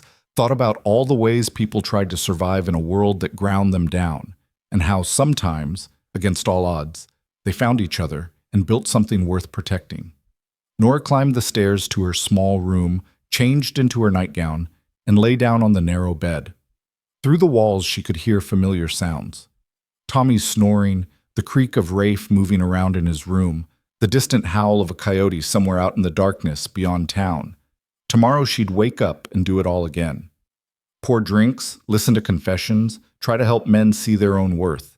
It was hard work, dangerous work, work that had already cost one woman her life and might someday cost Nora hers. But it was also the first time she'd ever felt like she belonged somewhere, like she was part of something larger than her own survival. She closed her eyes and let sleep pull her under, dreaming of saloons that became sanctuaries and scarecrows that became saints, and women who refused to be small no matter how many times the world told them they should be. And somewhere in those dreams, her father's voice whispered that he was proud of her, that she'd become exactly the kind of strong, complicated, fiercely compassionate person he'd always known she could be. Outside, Tanner's Crossing slept under cold stars. Inside Callahan's saloon, a woman who'd been hired to scare men away lay dreaming of the future she was building, one whiskey pour and one honest conversation at a time. The change came quietly, the way dawn breaks over the prairie, so gradual you don't notice until suddenly the whole world is different. In the weeks following Margaret Hale's confrontation, something fundamental shifted in the atmosphere of Callahan's saloon. The mockery didn't disappear entirely, but it lost its teeth. Men still drank too much and told crude jokes and got into arguments over cards, but they did it with a consciousness they hadn't possessed before, as if Nora's presence had installed a mirror in their souls that reflected back their own behavior. The fights became fewer. The meanness softened at the edges. And slowly, almost imperceptibly, the saloon started to feel less like a place men came to destroy themselves and more like a place they came to remember they were human. Nora felt the change in small ways. Harold Bright started organizing a weekly poker game with strict rules about cheating and a pot that went to whoever needed it most. Chenway began teaching some of the younger cowboys how to play properly, his quiet patience turning rowdy gambling into something almost meditative. Even Gage Crow, who still sat alone in his corner radiating danger, had stopped making comments designed to unsettle her and started simply nodding when she brought his whiskey. But the most profound change came in the form of conversations that stretched long into the night, men opening up about things they'd never spoken aloud before.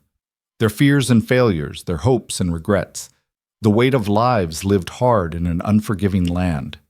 Nora listened to all of it, pouring drinks and offering what small wisdom she could, and felt herself growing into a role she'd never imagined occupying.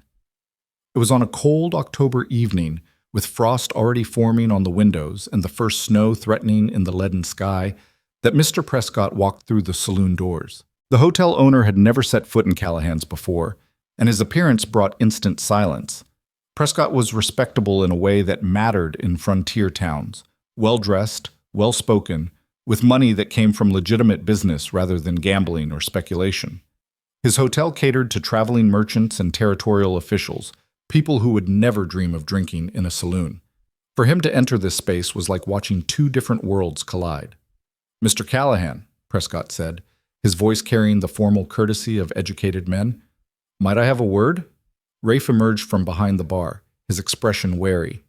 "Mr. Prescott, this is unexpected. What can I do for you?" "Actually," Prescott said, his eyes moving past Rafe to land on Nora, I was hoping to speak with Miss Hale, if she's willing. Every eye in the saloon turned toward Nora, and she felt her stomach tighten with apprehension. She set down the glasses she'd been collecting and approached slowly, trying to read Prescott's face for clues about his intentions. "Sir," she said carefully. "Miss Hale, I wonder if we might speak privately," Prescott said.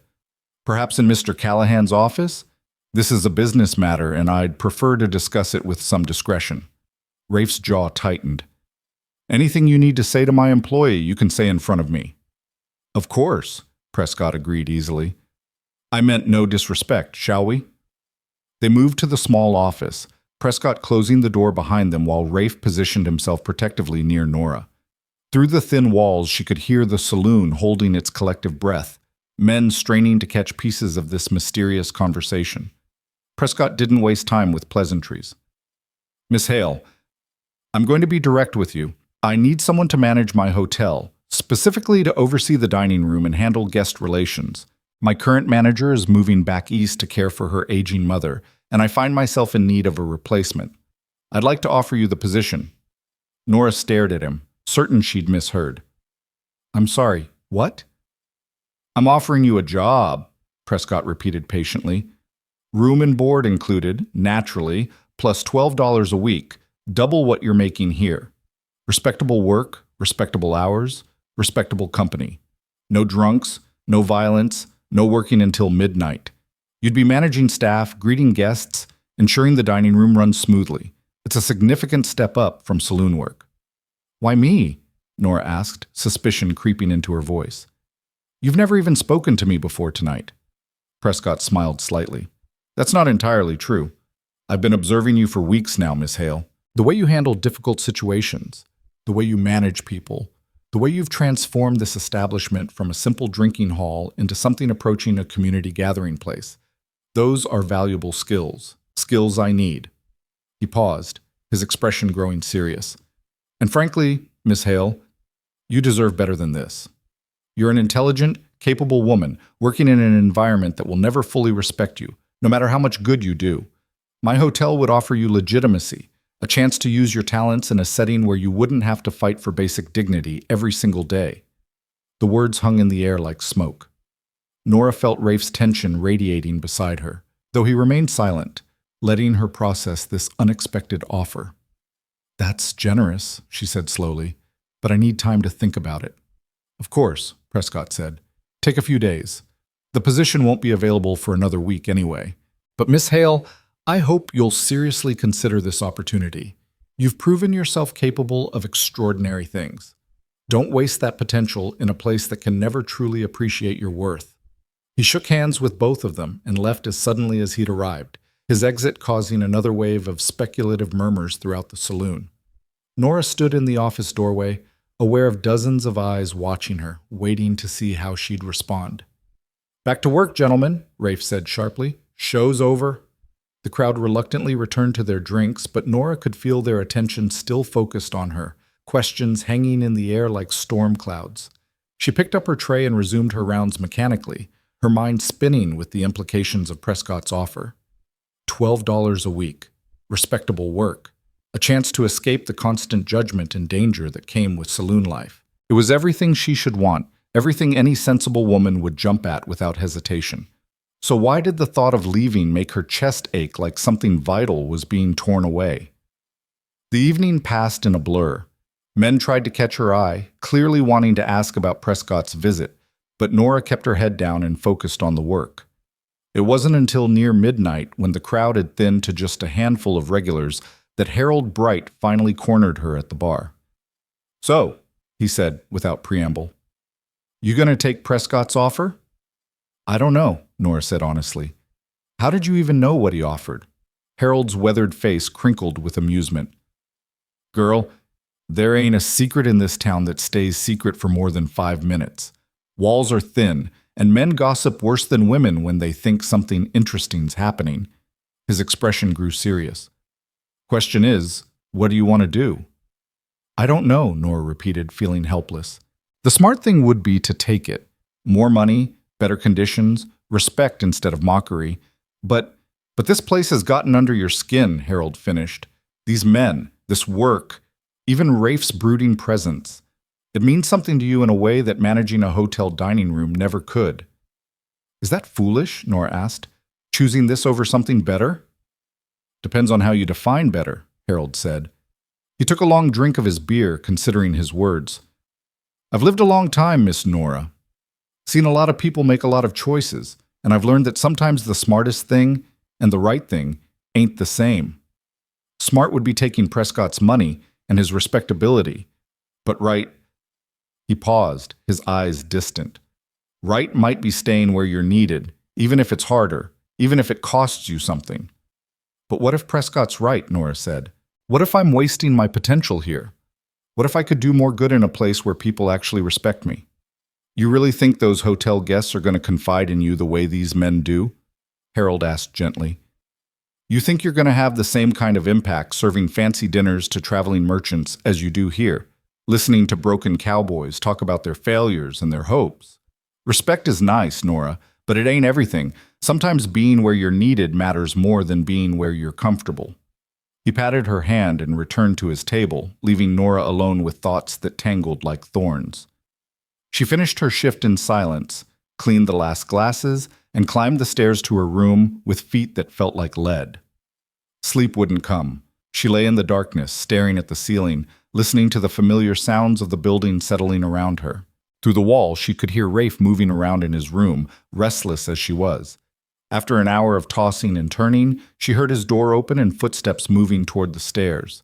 Without thinking, Nora threw her shawl around her shoulders and followed. She found him on the back steps, the same place where he'd brought her after her mother's attack, smoking a cigarette and staring out at the star-scattered darkness. He didn't seem surprised when she sat down beside him. Couldn't sleep either, he asked. Too much thinking, Nora said.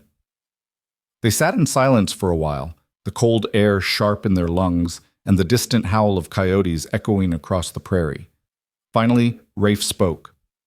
You should take Prescott's offer. The words hit Nora like a slap. What? You should take it, Rafe repeated, not looking at her. It's a good opportunity. Better pay, better conditions, a chance at a normal life. You'd be a fool to turn it down. But the saloon will survive, Rafe interrupted. It survived before you came. It'll survive after you leave. That's how these places work. People come and go and the saloon remains. He took a long drag on his cigarette. You don't owe us anything, Nora. You've done more than anyone could have expected. It's time for you to think about your own future instead of everyone else's. Nora felt anger rising in her chest, hot and unexpected. Is that really what you think? That I should just leave because it's more convenient, more respectable? I think you deserve better than this, Rafe said, his voice tight. Better than serving drinks to men who'll never fully appreciate you. Better than fighting for respect in a place that will always see you as less than you are. Better than... He stopped abruptly. Better than what? Nora demanded. Say it, Rafe. Better than working for you? He turned to look at her then, and in the starlight she saw something raw and painful in his eyes. Better than staying in a place where you'll never be safe. Where some drunk cowboy might pull a knife. Where your mother might come back with worse than words. Where men like Gage sit in corners and watch you like your prey. His voice had gone rough. Better than making me care about you when I swore I'd never care about anyone again after Sarah died. The confession hung between them, stark and honest. Nora felt her breath catch, understanding suddenly flooding through her. You want me to leave, she said slowly, because you're afraid of what happens if I stay. I'm afraid of what happens when you get hurt, Rafe said bluntly. Because you will, Nora. It's not a question of if, it's when. This life, saloon life, it grinds people down. And the ones who care most get ground down fastest. Sarah cared, and it killed her. You care even more than she did, and I... He stopped, jaw working. I can't watch that happen again. I won't. So you're trying to push me away for my own good, Nora said, anger mixing with something tender.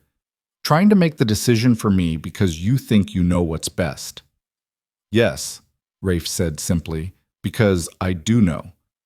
I've seen how this story ends. No, you haven't, Nora said fiercely. You've seen how one story ended and it was tragic and terrible, And I'm sorry you had to live through that. But that doesn't mean every story ends the same way. That doesn't mean I'm going to end up like Sarah." "You don't know that," Rafe said. "Neither do you," Nora countered. "You're so busy trying to protect me from what might happen that you're not seeing what's actually happening. I'm not some fragile thing that needs saving, Rafe. I'm strong, stronger than you give me credit for. And yes, this work is hard and sometimes dangerous, but it's also the first time in my life I've felt like I matter, like I'm building something real." "At what cost?" Rafe demanded. "Your safety, your future, your life?" "At the cost of being comfortable," Nora said. "At the cost of taking the easy path instead of the right one." Harold said something tonight about how sometimes the smart thing and the right thing aren't the same. Taking Prescott's offer would be smart, but staying here, doing this work, being with these men who need someone to care about them, and being with you, that feels right in a way I can't explain. Rafe stared at her, his cigarette burning forgotten between his fingers. "You can't mean that." "Why not?" Nora asked. "Why is it so impossible to believe that I might choose this? That I might choose you?" "Because I'm broken," Rafe said, the words torn from somewhere deep. "Because I'm a man who runs a saloon and lives above it, and can't get through most days without thinking about my dead wife. Because I've got nothing to offer you except hard work and constant danger and a future that looks exactly like the present. You deserve someone whole, Nora. Someone who can give you a real life." "I don't want someone whole," Nora said, surprised by the certainty in her own voice. "I want someone real, someone who understands what it means to be broken and keep going anyway. Someone who built something good out of grief and still shows up every day even though it hurts." She reached out, taking his hand. "I want you, Rafe. Damaged and grieving and terrified as you are. And I want this place with all its danger and difficulty. Because here, I'm not just surviving, I'm living. And I'm not giving that up because it might be safer somewhere else." Rafe looked down at their joined hands, and she saw his Adam's apple bob as he swallowed hard. "You're going to get hurt," he said, but his voice had lost its conviction. "Probably," Nora agreed, "but I'd rather get hurt doing something that matters than stay safe doing something that doesn't." They sat in silence, the cold wrapping around them and the stars blazing overhead. Nora felt the tremor in Rafe's hand, felt the war playing out inside him between fear and hope, between the past that haunted him and the future that terrified him. "I don't know how to do this," he said finally, his voice barely above a whisper. "How to let someone matter again. How to not spend every second waiting for the worst to happen." "Neither do I," Nora said honestly. "But maybe we figure it out together." Rafe turned to look at her fully then, his pale eyes searching her face as if memorizing every detail. "If you stay," he said slowly, "things have to change. Not with the work. You do that however feels right to you. But between us. I can't just be your employer anymore, Nora. I can't keep pretending I don't—" He stopped, struggling with words. "I need you to be my partner. In the business, in running this place, in everything. Equal stakes, equal say, equal risk. If something happens, we face it together instead of me trying to protect you like you're made of glass." "Partners," Nora repeated, tasting the word.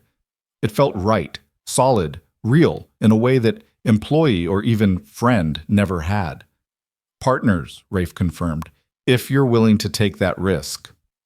Nora thought about Prescott's offer, sitting in her mind like a golden coin, safe, respectable, smart. She thought about hotel dining rooms and traveling merchants, about serving food instead of whiskey, about days that ended at reasonable hours and work that wouldn't threaten her life. It was a good offer, a generous offer. But then she thought about Harold Bright's weathered face and Chen Wei's quiet dignity. She thought about Jesse Moore going home sober to his wife and baby, about Gage Crow's unexpected compassion, about all the men who'd stood up to defend her when her own mother attacked. She thought about Tommy's nervous loyalty and the way the saloon had transformed from a place of destruction to something approaching sanctuary. And she thought about Rafe sitting beside her in the darkness, offering her not rescue, but partnership. Not protection, but respect. Not the easy path, but the right one. "I'll stay," she said, "and I'll be your partner. On one condition." "What's that?" Rafe asked.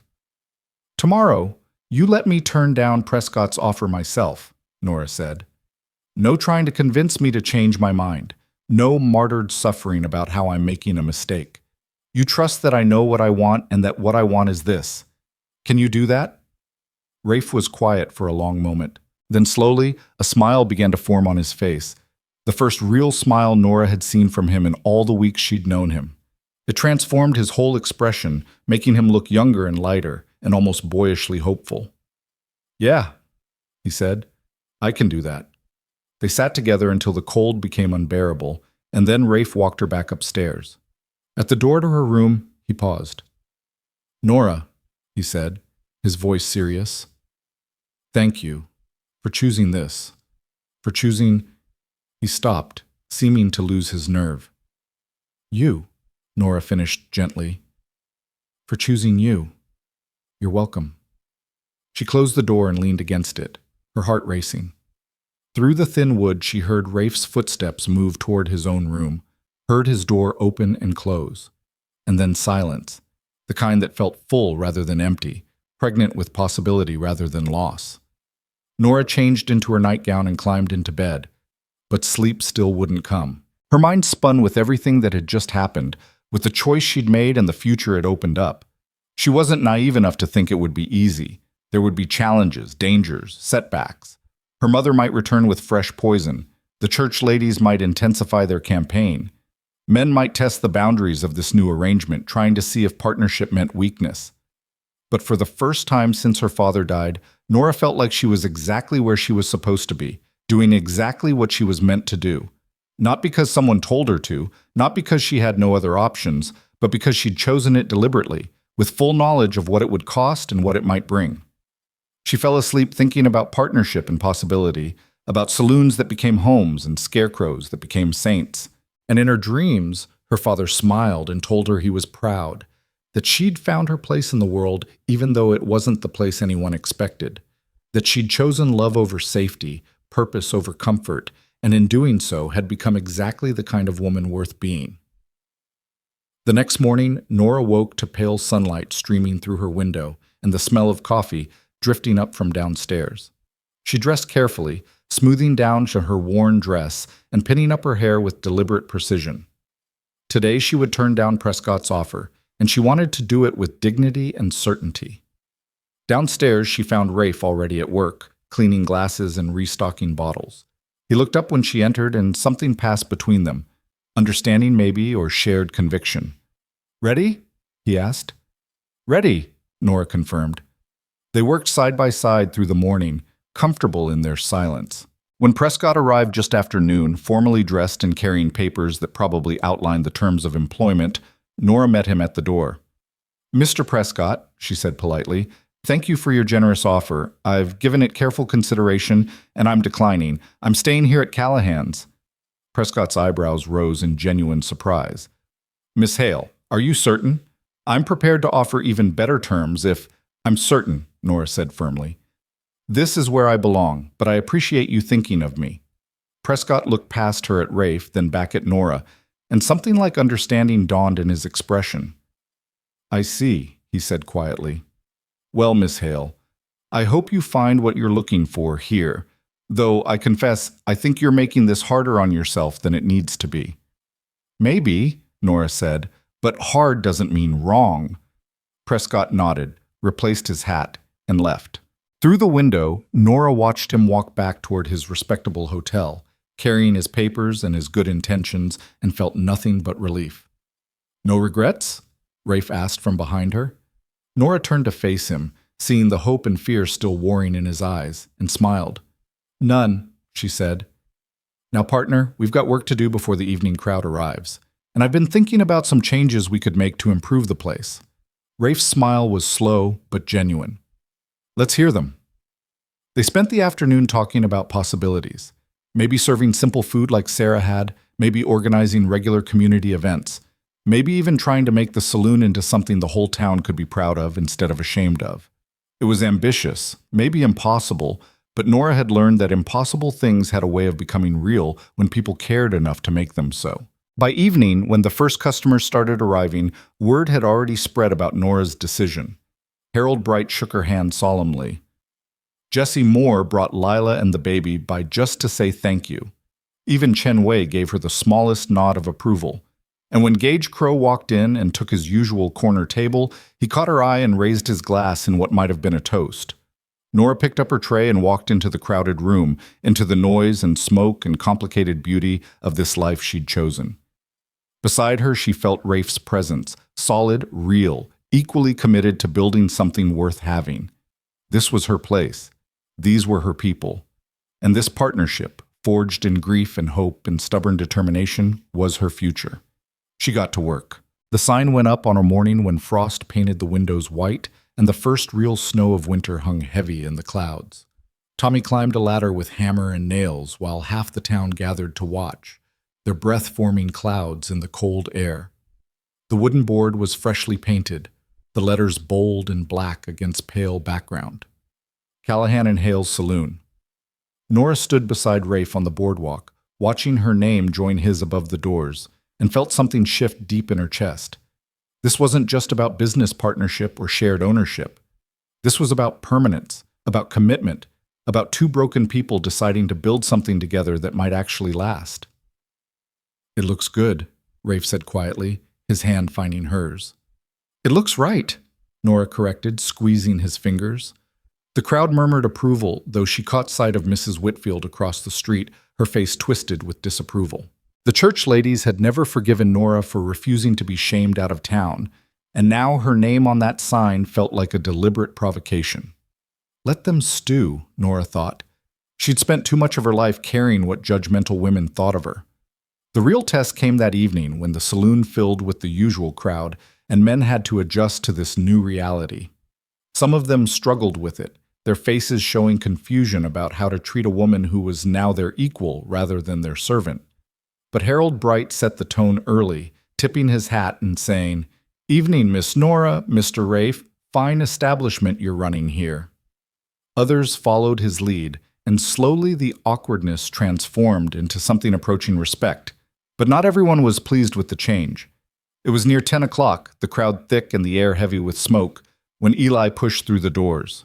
Nora hadn't seen her brother since the night of Margaret's attack, and the sight of him stopped her mid-pour. He'd grown taller in the past month, his shoulders broader, but his face was pinched with cold and something else, fear maybe, or desperation. "Nora," he said, his voice cracking. "I need to talk to you. It's Ma." The saloon went quiet, men turning to watch this family drama unfold. Nora set down the whiskey bottle and came around the bar, her heart hammering.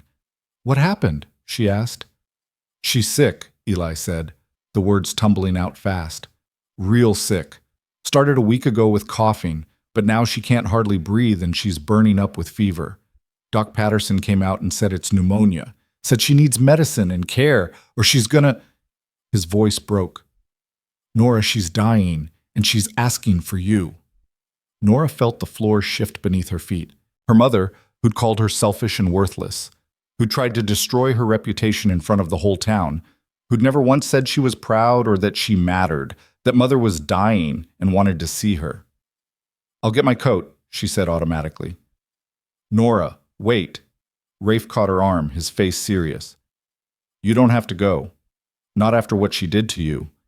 She's my mother," Nora said simply. "Whatever else she is, whatever she's done, I can't let her die alone." "Then I'm coming with you," Rafe said. "So am I," Harold Bright added, standing from his table. "Nobody should make that ride in the dark without company." Within minutes, a group had formed, Rafe, Harold, Jessie Moore, and surprisingly, Gage Crow, who simply stood and walked toward the door without explanation. Tommy agreed to watch the saloon, and they set out into the cold night, horses' breath steaming in the freezing air. The ride to the Hale farm took an hour, and with each passing mile, Nora felt her stomach tighten with dread. She'd left this place 8 weeks ago feeling like an exile, pushed out by a mother who saw her only as a tool. Now she was returning as a business owner, a partner, someone who mattered, but none of that seemed to count for much when faced with the possibility of Margaret dying. The farmhouse looked smaller than Nora remembered, more decrepit. The roof she'd paid to fix showed patches in the moonlight, but the rest of the place sagged with neglect. Light glowed in the single window, and as they dismounted, the door opened to reveal Eli's anxious face. "She's in the bedroom," he said. "But Nora, she's not herself. The fever's got her saying strange things." Nora handed her horse's reins to Harold and walked into the house that had been her prison for so long. The front room was cold despite the fire struggling in the hearth, and the air smelled of sickness and despair. She moved toward the bedroom, Rafe a solid presence behind her, and pushed open the door. Margaret Hale lay in the narrow bed, her frame even thinner than Nora remembered, her face flushed with fever and slick with sweat. Her eyes were closed, her breathing labored and wet-sounding. The woman who'd seemed so formidable just weeks ago now looked fragile, almost childlike in her vulnerability. "Ma," Nora said softly, approaching the bed. "It's Nora. I'm here." Margaret's eyes fluttered open, unfocused at first, then sharpening as they found Nora's face. "You came," she whispered, her voice rough as gravel. "Of course I came," Nora said, pulling a chair close to the bed. "Eli said you were sick." "Dying," Margaret corrected bluntly. "Don't pretty it up. I can feel it in my lungs, feel the way the air won't come right anymore." She coughed, a wet rattling sound that made Nora wince. "Good. Maybe I deserve it." "Don't say that," Nora said automatically. "Why not?" Margaret's eyes fixed on her with surprising clarity. "It's true. I've been a terrible mother to you, Nora. Terrible and cruel and so eaten up with my own bitterness that I couldn't see what I was doing to you." Nora felt tears building behind her eyes but refused to let them fall. "Ma, you don't need to— Yes, I do," Margaret interrupted, "because I might not get another chance to say it, and you deserve to hear it even if it's 20 years too late." She struggled to sit up, and Nora helped her, propping pillows behind her back. "When your father died, I was so angry. Angry at him for leaving us, angry at the world for being so hard, angry at myself for not being strong enough to hold things together. And I took all that anger out on you because you were there, and you were big enough to absorb it. And you never fought back." "I didn't know how," Nora said quietly. "I know," Margaret said, "and I used that. Used your goodness, your strength, your desperate need to be loved against you. Made you think you had to earn basic decency by taking whatever punishment I dealt out." She coughed again, harder this time, and Nora held a cup of water to her lips. "That night in the saloon, when all those men stood up for you, I saw what I'd been refusing to see for years. That you'd become someone extraordinary despite me, not because of me. That you'd found people who valued you for exactly who you are. And instead of being proud, I was terrified." "Terrified of what?" Nora asked. "That you didn't need me anymore," Margaret said simply. "That you'd built a life where I didn't matter, where my opinion didn't hold any power. So I tried to tear it down, tried to make you small again, because that was easier than accepting that you'd outgrown me." Tears were sliding down her fevered face now. "I was wrong, Nora. About everything. You're not selfish. You're not worthless. You're not too big or too plain or too much. You're exactly right, and I'm sorry I spent your whole life making you believe otherwise." Nora felt something crack open inside her chest, years of accumulated pain and resentment and desperate hope all mixing together until she couldn't tell them apart. "I don't know what to say," she whispered. "Say you'll forgive me," Margaret said. "Even if I don't deserve it, even if it's too late to matter, just say it so I can die knowing I at least tried to make it right." Nora looked at her mother, this woman who'd hurt her so deeply and for so long, who'd shaped her into someone who expected nothing and was grateful for scraps. She thought about all the ways people damaged each other, sometimes deliberately, and sometimes just because they were too broken themselves to know better. She thought about Rafe, who'd loved and lost and built walls to keep from loving again. She thought about Gage with his scars and his soft voice and his unexpected compassion. She thought about all the men in the saloon, trying so hard to be better than they were, stumbling and failing and trying again. And she thought about herself, about the girl who'd been called a scarecrow and became a partner, who'd been hired to scare men away and instead gave them a reason to stay.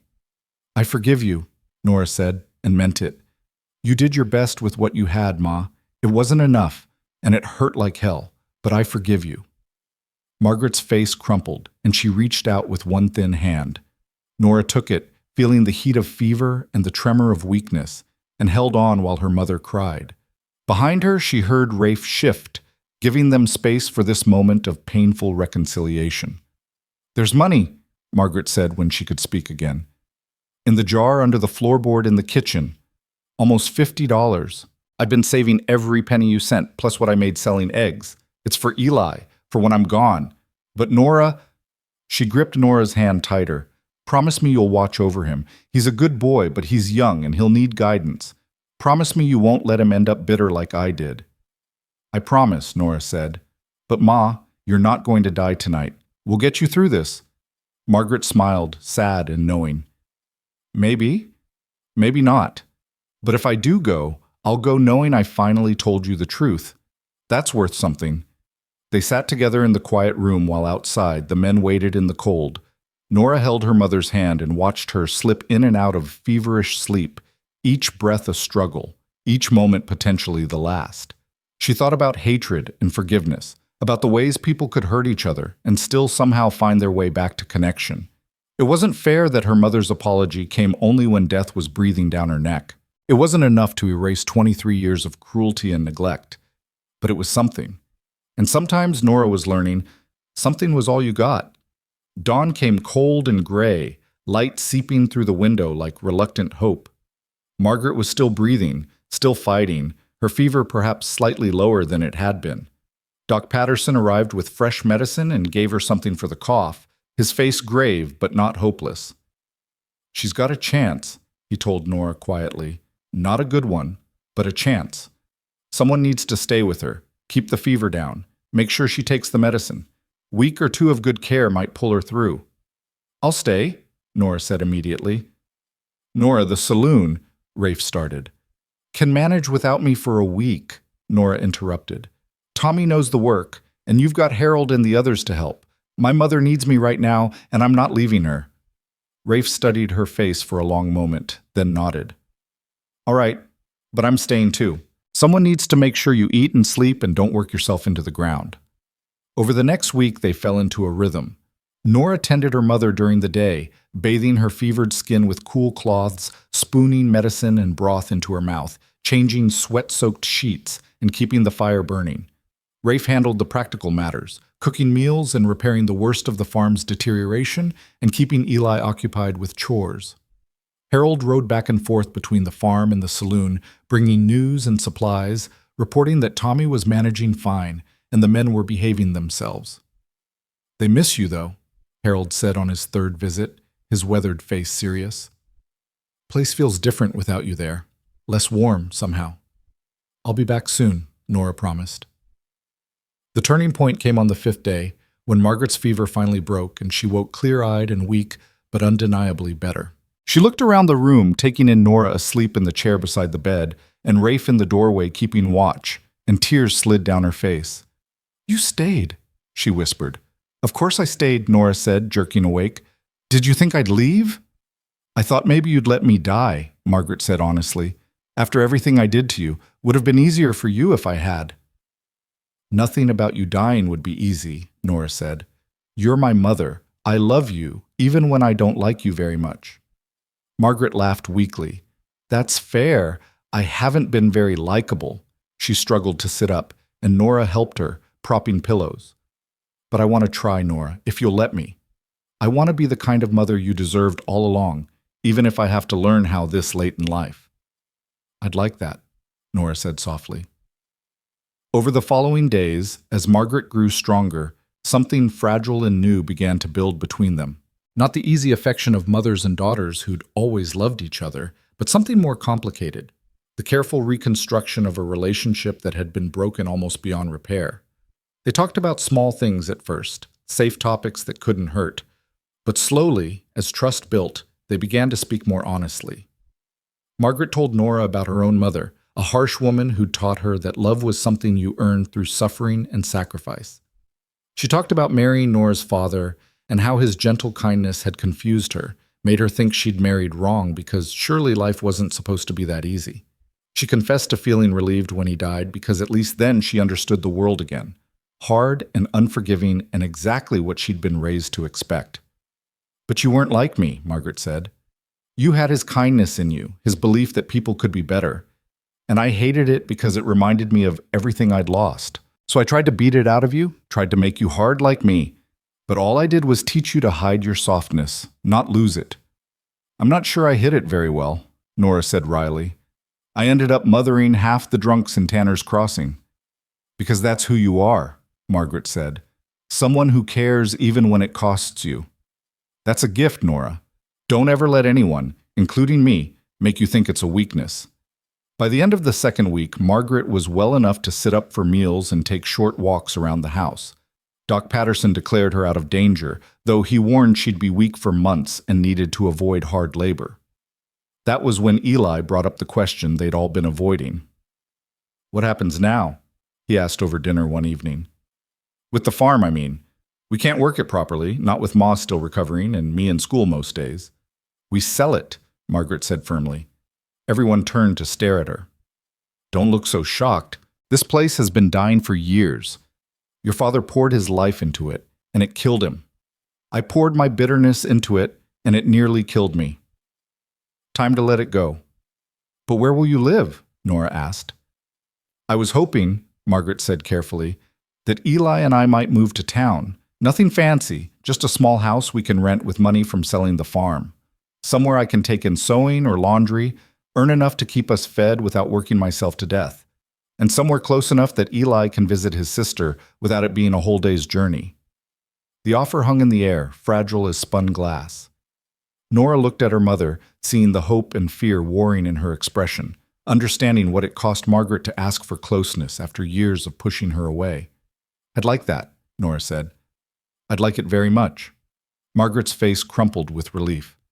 Thank you, she whispered, for forgiving me another chance, for being stronger than I ever taught you to be. They sold the farm 3 weeks later to a young couple with ambitious plans and more hope than sense. The money was enough to buy Margaret and Eli a small house on the edge of Tanner's Crossing and set aside some savings for emergencies. Moving day was chaotic, full of packing and hauling, and the strange bittersweetness of leaving a place that held so many painful memories. Are you sad? Eli asked Nora as they loaded the last boxes onto the wagon. No, Nora said honestly. I'm relieved. This place was never home. It was just where we survived. Now maybe we can find somewhere that feels like actually living. The house in town was small but sturdy, with 2 bedrooms and a kitchen that got good light. Margaret set up her sewing corner by the window, and within days had steady work from townswomen who could look past their judgment long enough to appreciate her skill with a needle. Eli enrolled in the town school, his bruises fading and his face growing rounder as regular meals and less stress worked their magic. And Nora returned to Callahan and Hale's saloon. The welcome she received made her throat tight with emotion. Men stood and applauded when she walked through the doors. Tommy rushed out from behind the bar to hug her, and Harold Bright had tears in his eyes when he shook her hand. Place wasn't the same without you, he said gruffly. Rafe did his best, but you're the heart of it, Miss Nora. Always have been. That night, the saloon felt more like home than any place Nora had ever lived. The noise and smoke and rough laughter, the clink of glasses and shuffle of cards, the way men looked at her with respect instead of mockery, all of it wrapped around her like a warm blanket. She moved through the crowd with practiced ease, pouring drinks and listening to stories, and felt completely, perfectly herself. Near midnight, during a rare quiet moment, Rafe pulled her aside. There's something I need to say, he began, his gray eyes serious. These past 2 weeks, running this place without you, it made me realize something I've been trying not to think about. What's that? Nora asked, her heart suddenly racing. That I'm in love with you, Rafe said simply. Not just grateful for your partnership or impressed by your strength, but actually in love. The kind where I wake up thinking about you and go to sleep hoping you're safe. The kind where watching you nearly kill yourself taking care of the mother who hurt you just made me love you more because that's who you are. Someone who cares even when it costs you everything. Nora felt her breath catch. Rafe, let me finish, he said. I know this complicates things. We're business partners, and mixing that with romance is risky. I know I'm still grieving Sarah and probably always will be, at least a little. I know I'm damaged and difficult and not the kind of man any smart woman would choose. But Nora, I'm choosing you anyway. I'm choosing to risk it, to try, to see if maybe two broken people can build something whole together. He took her hands, his grip warm and solid. So I'm asking, will you let me court you properly? Let me take you to dinner and walk you home and maybe, eventually, make this partnership permanent in ways that have nothing to do with business. Nora looked at him, this man who'd hired her when she had nothing, who'd defended her and challenged her and seen her worth when the whole world said she had none. She thought about safe choices and smart decisions, about all the ways people told you to protect yourself from getting hurt. And then she thought about how being safe had never made her happy, how the best things in her life had come from choosing risk over security, from choosing to care even when it might destroy her. Yes, she said, I'll let you court me, on one condition. What's that? Rafe asked, his face breaking into that rare, transforming smile. That you stop acting like you're not worthy of being chosen, Nora said. You keep saying you're damaged, like that makes you less than. But Rafe, we're all damaged. Every person in this saloon, everyone in this town, we're all carrying scars and trying to figure out how to live with them. What makes you worth choosing isn't that you're perfect. It's that you're real and honest, and you show up even when it's hard. That's more than enough. Rafe pulled her close, wrapping his arms around her in the middle of the saloon while men pretended not to watch. God, I don't deserve you, he murmured against her hair. Probably not, Nora agreed, laughing, but you're stuck with me anyway. The rest of that winter passed in a blur of work and courting and building something new. Rafe took Nora to dinner at the hotel where Prescott served them personally, his expression wry but approving. They walked through town together on Sunday afternoons, facing down the judgment of church ladies with their heads held high. They worked side by side in the saloon, learning each other's rhythms and preferences, becoming something more than partners, but not quite ready to name it yet. And slowly, the saloon itself transformed. They added a menu of simple food, stew and bread, roasted chicken, apple pie made from Margaret's recipe. They organized a monthly poker tournament where the pot went to whoever needed it most. They created a tradition where any man who went a full month without getting drunk got his name on a board behind the bar, public recognition for private victories. The fights became rare. The cruelty softened, and men who'd spent years destroying themselves started to see the saloon as a place where they came to remember they were worth saving. Spring arrived with sudden warmth, melting the last snow and turning the prairie green. On a Tuesday evening in late April, with the doors thrown open to let in fresh air, and the saloon full of men who'd become something like family, Rafe stood up and called for attention. Got an announcement, he said, his voice carrying over the crowd. Miss Nora and I, well, we've decided to make our partnership official. We're getting married. The saloon erupted in cheers and applause. Harold Bright stood and proposed a toast. Jesse Moore shook Rafe's hand vigorously. Even Gage Crow raised his glass in silent acknowledgement. Tommy hugged Nora so hard he lifted her off her feet. About damn time, he said, laughing. We've been waiting for you two to figure it out for months. The wedding happened 3 weeks later, small and simple in the saloon itself, with Doc Patterson officiating and every regular customer in attendance. Margaret cried through the whole ceremony, and Eli stood up as Nora's witness, his young face proud. Harold Bright gave Nora away, and when Rafe kissed his bride, the saloon shook with celebration. That night, after the guests had gone and the building was quiet, Rafe and Nora stood behind the bar looking out at the empty room. The lamps were burning low, casting long shadows across scarred tables and well-worn floors. Through the windows, they could see Tanner's Crossing settling into sleep, lamps winking out in houses scattered across the frontier darkness. No regrets? Rafe asked, his arm around her waist. None, Nora said. You? Not a single one, Rafe said. He turned her to face him, his gray eyes warm in the lamplight. Thank you, Nora, for choosing this life, for choosing me, for making this place into something better than I ever thought possible. We did that together, Nora said. That's what partnership means. They stood together in the saloon that bore both their names, this place that had started as a simple drinking hall and become something approaching sacred. Through the walls, they could hear the building settling, the creak of old wood and the whisper of wind through gaps. Familiar sounds, comfortable sounds, the sounds of home. Nora thought about the girl she'd been 8 months ago, pushed through these doors like bait thrown to wolves, convinced she had no value beyond her ability to absorb pain. She thought about every cruel word and every moment of doubt, every time she'd wanted to quit but kept going anyway. And she thought about how all of that had led her here, to partnership and love and purpose, to a place where men came to remember their own worth, to a life that mattered in ways she'd never imagined possible. "Come on, Mrs. Callahan," Rafe said, pulling her toward the stairs. "Let's go to bed. Tomorrow's another day, and those Cowboys will be back at noon demanding coffee and breakfast." Nora laughed and followed him up the stairs to the room they now shared, the space that was finally completely theirs.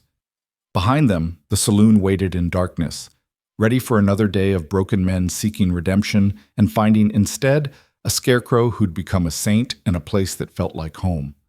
The sign above the doors swayed gently in the night breeze, letters catching moonlight. Callahan and Hale's Saloon.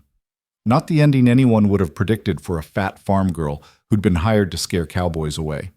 But then, Nora had learned that the best endings rarely looked like what you expected. They looked like work and risk and choosing love over safety.